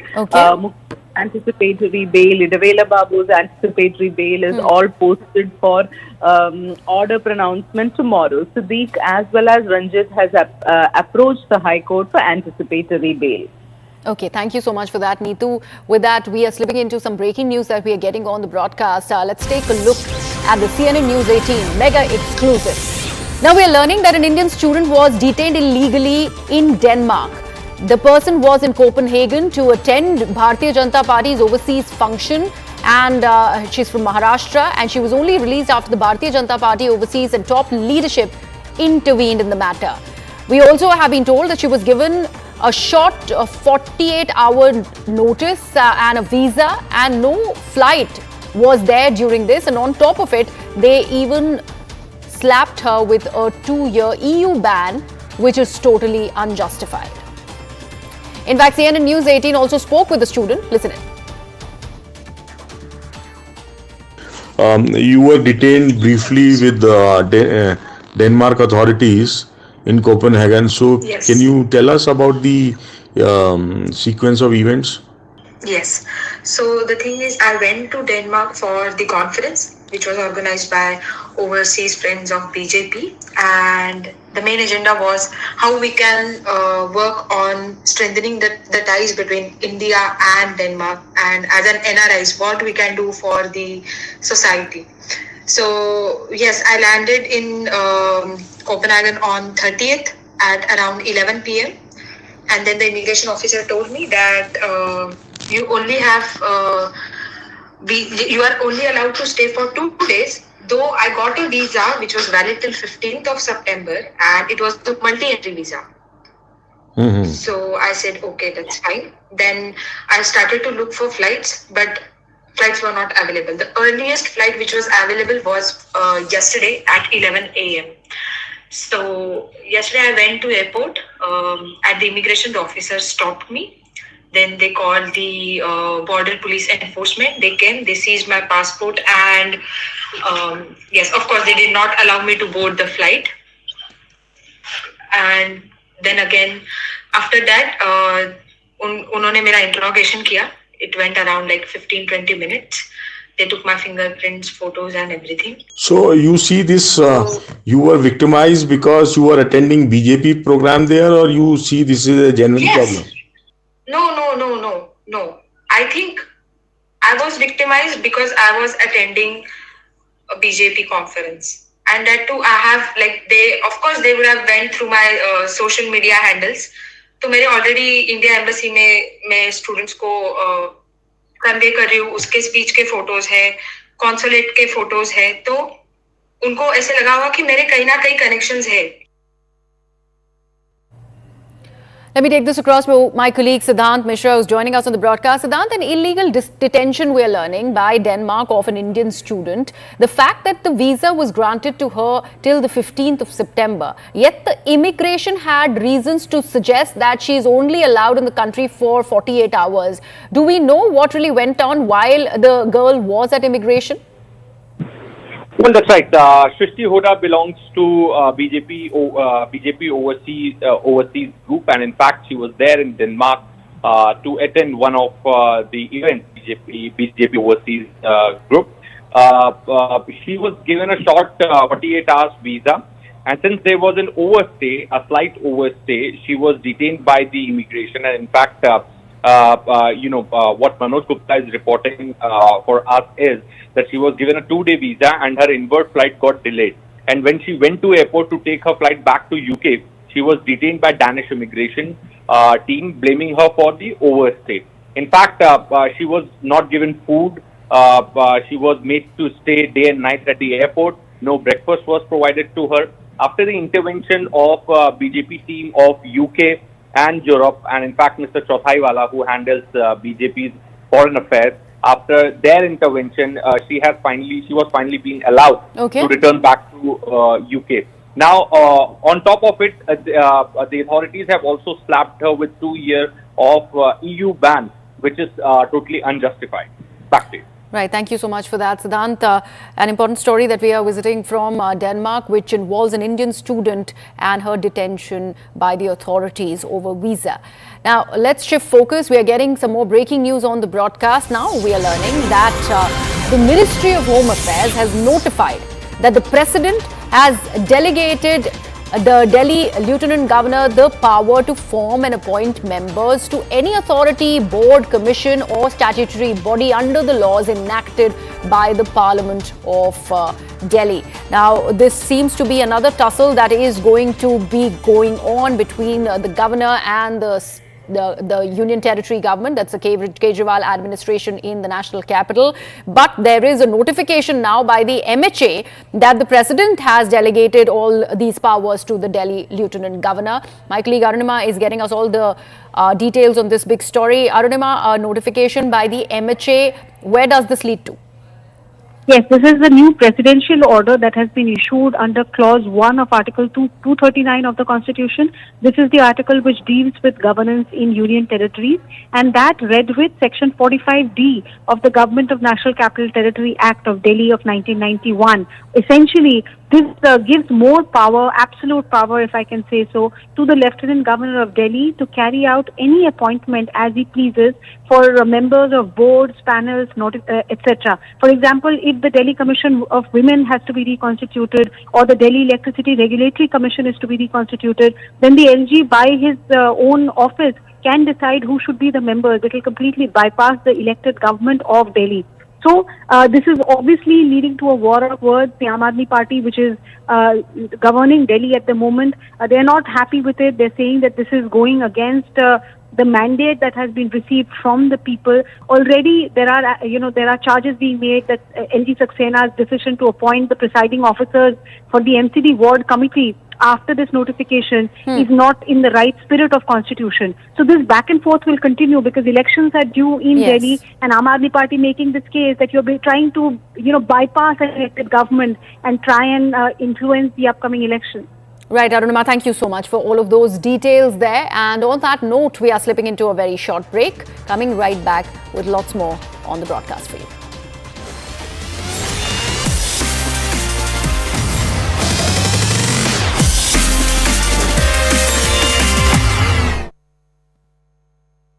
Eat it on Nepal's capital Kathmandu and was bound for Delhi. The hijackers, identified as members of the Pakistan-based terrorist outfit Harkat-ul-Mujahideen, had diverted the plane to Kandahar in Afghanistan that was then under the control of the Taliban. The crisis, which lasted 8 long days, during which these terrorists demanded the release of 3 high-profile militants, Maulana Masood Azhar, Ahmad Omar Saeed Sheikh and Mushtaq Ahmad Zarkar. The Indian government, under immense pressure to save the lives of hostages, ultimately agreed to release those 3 militants. Former External Affairs Minister Jaswant Singh, in fact, had personally escorted the terrorists to Kandahar, a move that still remains, to date, the most controversial. So what is the IC-814 row all about? It's a series that has been released on Netflix, and it's based on the real-life hijacking in 1999. And this series chronicles the horrific experience of the passengers and the crew members and the challenges that they faced by the government as their flight was diverted to multiple locations before finally ending up in Taliban-controlled Kandahar in Afghanistan. The hijackers in this series are depicted with the code names Chief, Doctor, Burger, Bhola and Shankar. However, it's the use of the names Bhola and Shankar that hasn't really gone down well with the viewers, which has now triggered this massive controversy. In fact, they contend that the show should have highlighted the fact that the hijackers were 5 Muslim terrorists and 2 of them in fact had used Hindu aliases. Netizens have accused the filmmaker Anubhav Sinha of deliberately distorting facts and has even labelled his work as propaganda. Now, several top BJP leaders have also raised objections and questions to the portrayal of events in this series. BJP IT cell chief Amit Malviya has said that the hijackers were dreaded terrorists who acquired aliases to hide their Muslim identities. He in fact posted on the social media platform X saying, and I quote, filmmaker Anubhav Sinha legitimized their criminal intent by furthering their non-Muslim names. Decades later, people will think Hindus had hijacked IC-814. Well, joining him was former Union Minister and BJP leader Rajiv Chandrasekhar. I vividly remember IC-814. I was very aware of that accident and very involved in following that. Every man and woman in India and indeed in South Asia knows that hijack of IC-814 from Kathmandu was committed, that act was committed by Pakistan's ISI-backed terrorists. Now, nobody thinks that there were some people from India who did the hijacking. So how the people have Hindu names in that movie, I don't know. But I'm very, very happy that the INV Ministry and the Government of India has taken cognizance of this and has summoned Netflix. Well, there was stiff opposition and criticism to the depiction of these terrorists in a softer light and humanizing them as well. The series is adapted from the book Flight into Fear, the Captain's Story, that has been written by journalists Srinjoy Chaudhary and Devi Sharan, the captain of the hijacked flight. This series stars Vijay Varma, Nasiruddin Shah, Pankaj Kapoor, Manoj Pava, Arvind Swamy, Anupam Tripathi, Dia Mirza, Patra Lekha, Amrita Puri, Divyanu Bhattacharya and Kumud Mishra in key and very significant roles.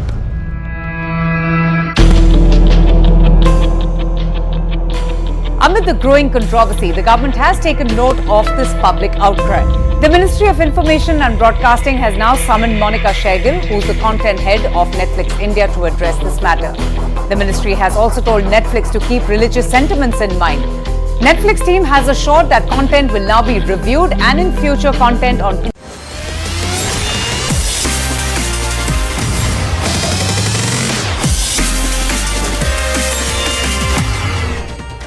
Welcome back. You're watching CNN News 18 with me, Griha. We are getting some more breaking news on the broadcast.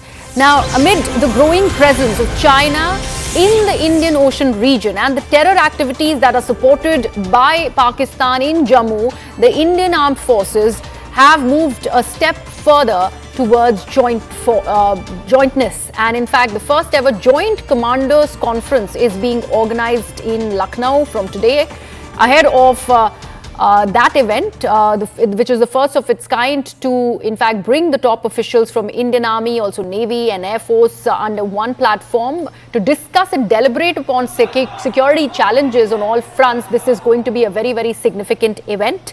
We, of course, are learning that this is going to bring about significant developments when it is about the security preparedness, especially along the border areas. My colleague Akash is with us on the broadcast to throw more light upon this particular meet that starts in Lucknow today. Akash, please go on. So Griha, this is first of its kind event that is Joint Commanders Conference. We know that how Indian government is planning for the integration of the armed forces. We know that how they are conceptualizing the theater commands as of now. We have seen related developments in the past, but for the first time, Joint Commanders Conference is happening. This is happening in Lucknow. It's a 2-day event where on the first day, CDS would be taking part, and on the second day, Raksha Mantri Rajnath Singh would be a very part of the particular conference. Okay. Now, why this conference is important, Griha? You see, we have seen that how China is, growing its.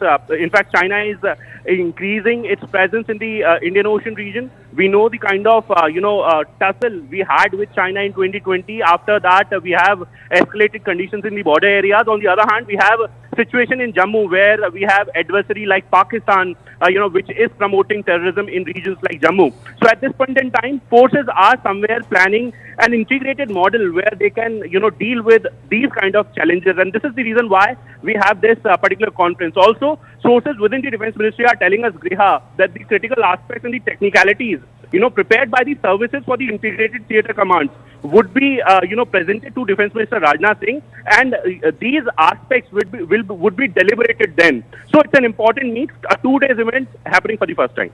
Absolutely. Akash, also since you mentioned about how the presence of China is only a growing concern for India in the Indian Ocean region, what is the latest when it comes, as far as the statements that are coming out of the defense forces vis-a-vis handling of those activities, that are sponsored by China, when we're already dealing with the Pakistan-sponsored terrorism in the Jammu region? Right. So as far as the Indian Ocean region is concerned, so Indian Navy keeps an eye on whatever is happening in that particular area. Also, Griha, you see, Indian Navy believes in freedom of navigation. One can pass through the Indian Ocean region because, these are the global commons. Also, as far as, Pakistan-sponsored terrorism is concerned, so we know that how the presence has been increased in the, past few months. And, of course, we have seen the kind of attacks that have been carried out. And, the recoveries have suggested that how Pakistan is very much behind these attacks. So these are the challenges that would be discussed. We know the intentions of China, we know the intentions of Pakistan, and we know the kind of efforts that they are jointly putting in, to increase these activities, at the borders and also in the Indian Ocean region. Right, Akash. Thank you so much for all of those details there. And with that, it's time for me to slip into a very short break. News and updates continue on the other side as well. Stay tuned for more.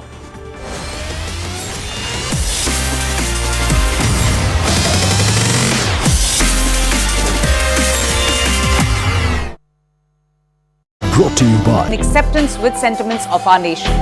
Netflix has also assured that all security concerns will be addressed in the future as well. They will also review all the content and will revert at the earliest. According to sources, while the government has no immediate plans to ban the series, officials from Netflix, its content head, have been now asked to find a way to resolve this controversy. The ministry is also likely to summon the filmmaker Anubhav Sinha, who is the maker of the series. For now, Netflix has given full assurance to be mindful of national security and children's sensitivity while putting out content on the OTT platform in the future.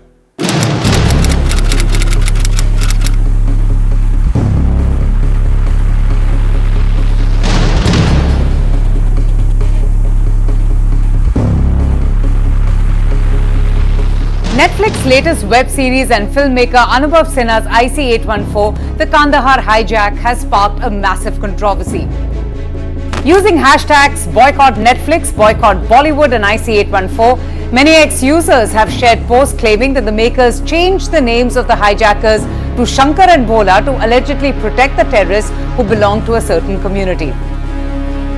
This series on the 1999 hijacking of an Indian Airlines flight by terrorists has now been accused of distorting facts, whitewashing terrorism and offending public sentiments. The massive uproar has led to the Indian government to summon the content head of Netflix India.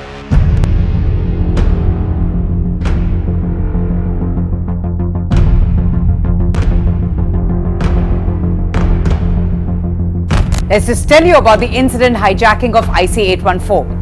Indian Airlines flight IC814 was hijacked on December 24, 1999. The plane that was carrying 154 passengers and crew was hijacked by 5 terrorists 40 minutes after it took off from Nepal's capital Kathmandu and was bound for Delhi.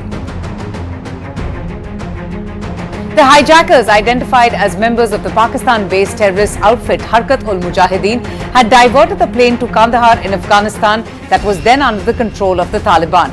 The crisis, which lasted 8 long days, during which these terrorists demanded the release of 3 high-profile militants, Maulana Masood Azhar, Ahmad Omar Saeed Sheikh and Mushtaq Ahmad Zarkar.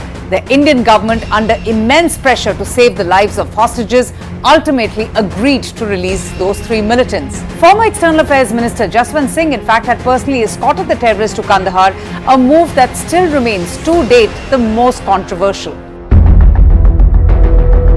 So what is the IC814 row all about? It's a series that has been released on Netflix and it's based on the real-life hijacking in 1999. And this series chronicles the horrific experience of the passengers and the crew members and the challenges that they faced by the government as their flight was diverted to multiple locations before finally ending up in Taliban-controlled Kandahar in Afghanistan. The hijackers in this series are depicted with the code names Chief, Doctor, Burger, Bhola and Shankar.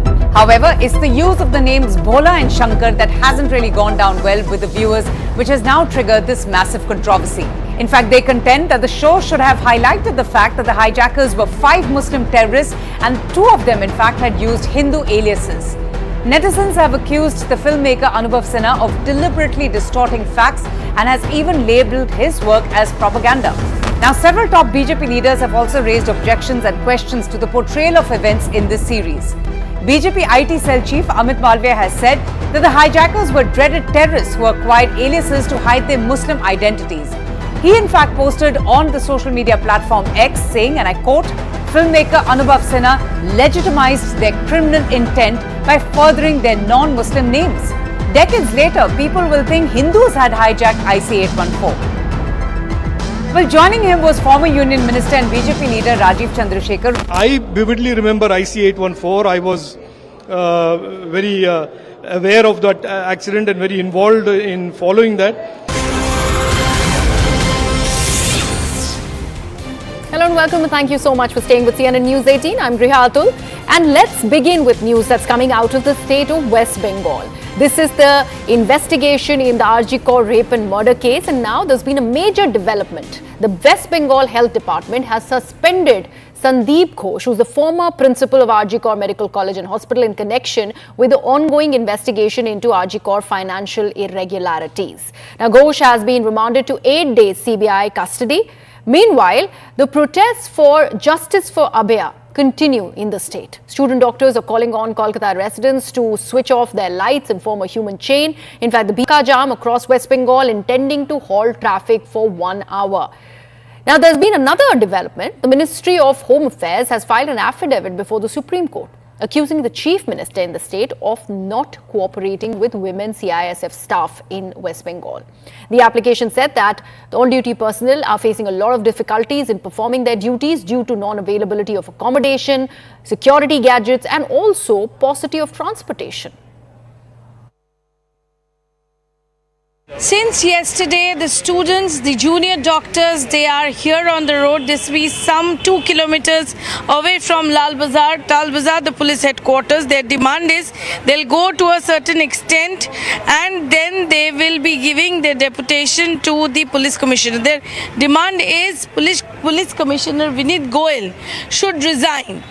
The fact is, yesterday they were not allowed till the point they wanted to, and from evening till now, today in the morning, they are sitting in dharna all through the night. They have come up with songs. They have chanted the slogans.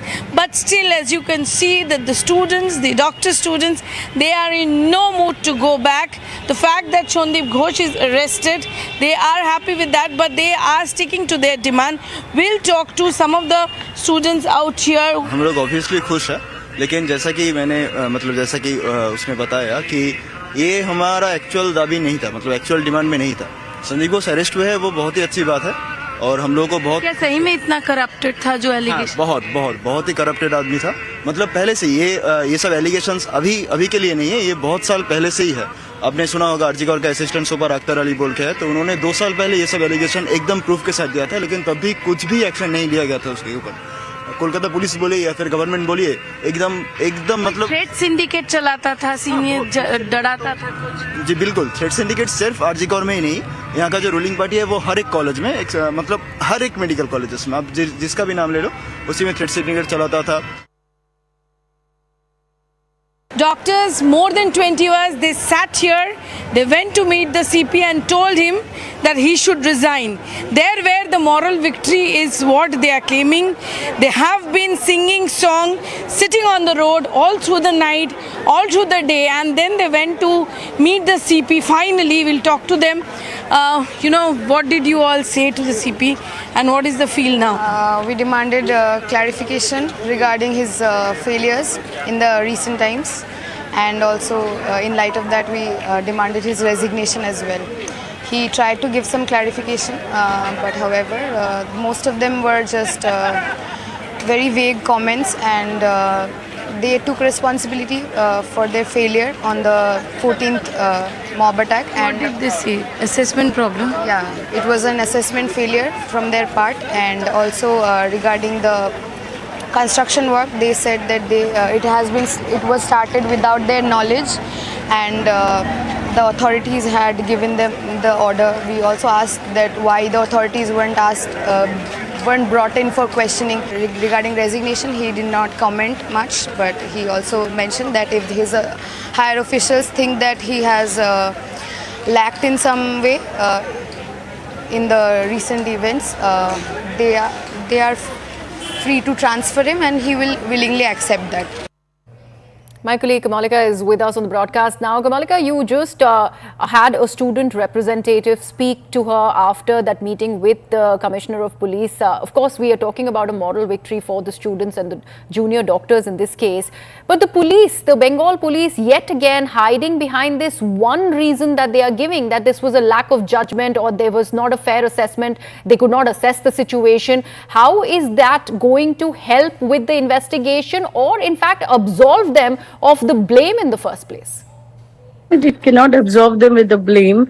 Right now, the rape and murder investigation is with the CBI. So, obviously, the CBI will look into the matter, and tomorrow the CBI will submit a report. We'll really have to see what comes up in that report, and that is going to be very important.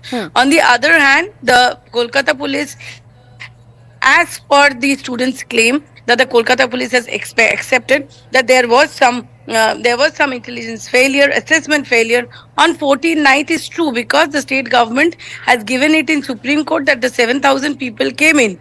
And what was police doing there? Why the police was not having intelligence? That's a very big question. So there definitely they have to answer. Here, yesterday, day before yesterday, they were sitting in Dharna, and yesterday, finally, they met the CP, and 22 of them, they went with the spine. They gave that deputation to CP stating that he should resign. Itself is a big embarrassment for Kolkata police, no doubt. And the students consider this to be their moral victory, but students are still sticking to the point that commissioner should resign. That's their point. Today there is a huge program called by students and also supported by the opposition political parties and section of civil societies, that from 9 p.m. to 10 p.m. everybody will switch off their light and they'll come out with a candle march. Like same call was given on the 14th August. So we'll really have to see what happens. As the investigation is concerned, tomorrow all eyes will be there. Tomorrow, what happens in Supreme Court. But definitely, this is a threat syndicate which used to run not in RG Kar but in other hospitals too. That is what is coming up. Right. And when is this Chakka Jam that has been announced by the BJP in the state, Kamalika? Today in the afternoon, the Chakka Jam has been called by the BJP from different areas. Also in districts, there will be some DM district magistrate Gherav programs too. And the BJP has also supported the lighting of lamp and the switching of light movement of the students. Right, Kamalika, stay on with us. Let me take this across to my colleague Anshul, who also is live with us on the broadcast. Anshul, we're just taking a page out of the reactions that have come about by the junior doctors and students who met with the Commissioner of Police, and they mention how they are owning up to a lack of assessment. But they also go on to say that the renovation work that was going on at RG Kar, which was very close to the scene of crime, was done without their knowledge. The CBI has already, sought a notice from PWD. What is happening in that regard? So yes, the renovation work that was started, that is a big question mark at this point in time, because what sources are telling us that the order to carry out this renovation work was actually given out by Sandeep Ghosh himself, and even after he knew that it is very close to the crime spot and somewhere or the other the crime spot could get damaged, he had gone ahead and given these orders, and that is the reason why the official documents have been sought from the public welfare departments. If at all on that day the notification or the orders that was given was to start the work, did it happen after the incident, or was the orders given before the incident? And even if the orders were given before the incident had happened, then why did the former principal did not stop this entire thing? And this was one of the talking points that the CBI was interrogating Sandeep Ghosh for over 16 days continuously. But however, he still hasn't given any clear answers to the Central Bureau of Investigation. He had said that it was already a proposed program, and the renovation work had gotten started without his knowledge, and he had in fact forgotten that something like this was supposed to happen in that area as well. So definitely there there is something that Sandeep Ghosh is trying to hide from the Central Bureau of Investigation, and that is what they feel. But until and unless there is concrete evidences that is in the hand of Central Bureau of Investigation, a team that is investigating the rape and murder case, they cannot go ahead and arrest him, and that is the reason why they decided not to arrest him at that point. And eventually the CBI anti-corruption branch that was investigating the financial irregularities, they had gotten access to documents which eventually proved that there was a lot of irregularities that were going on in RG Kar, and it is just the tip of the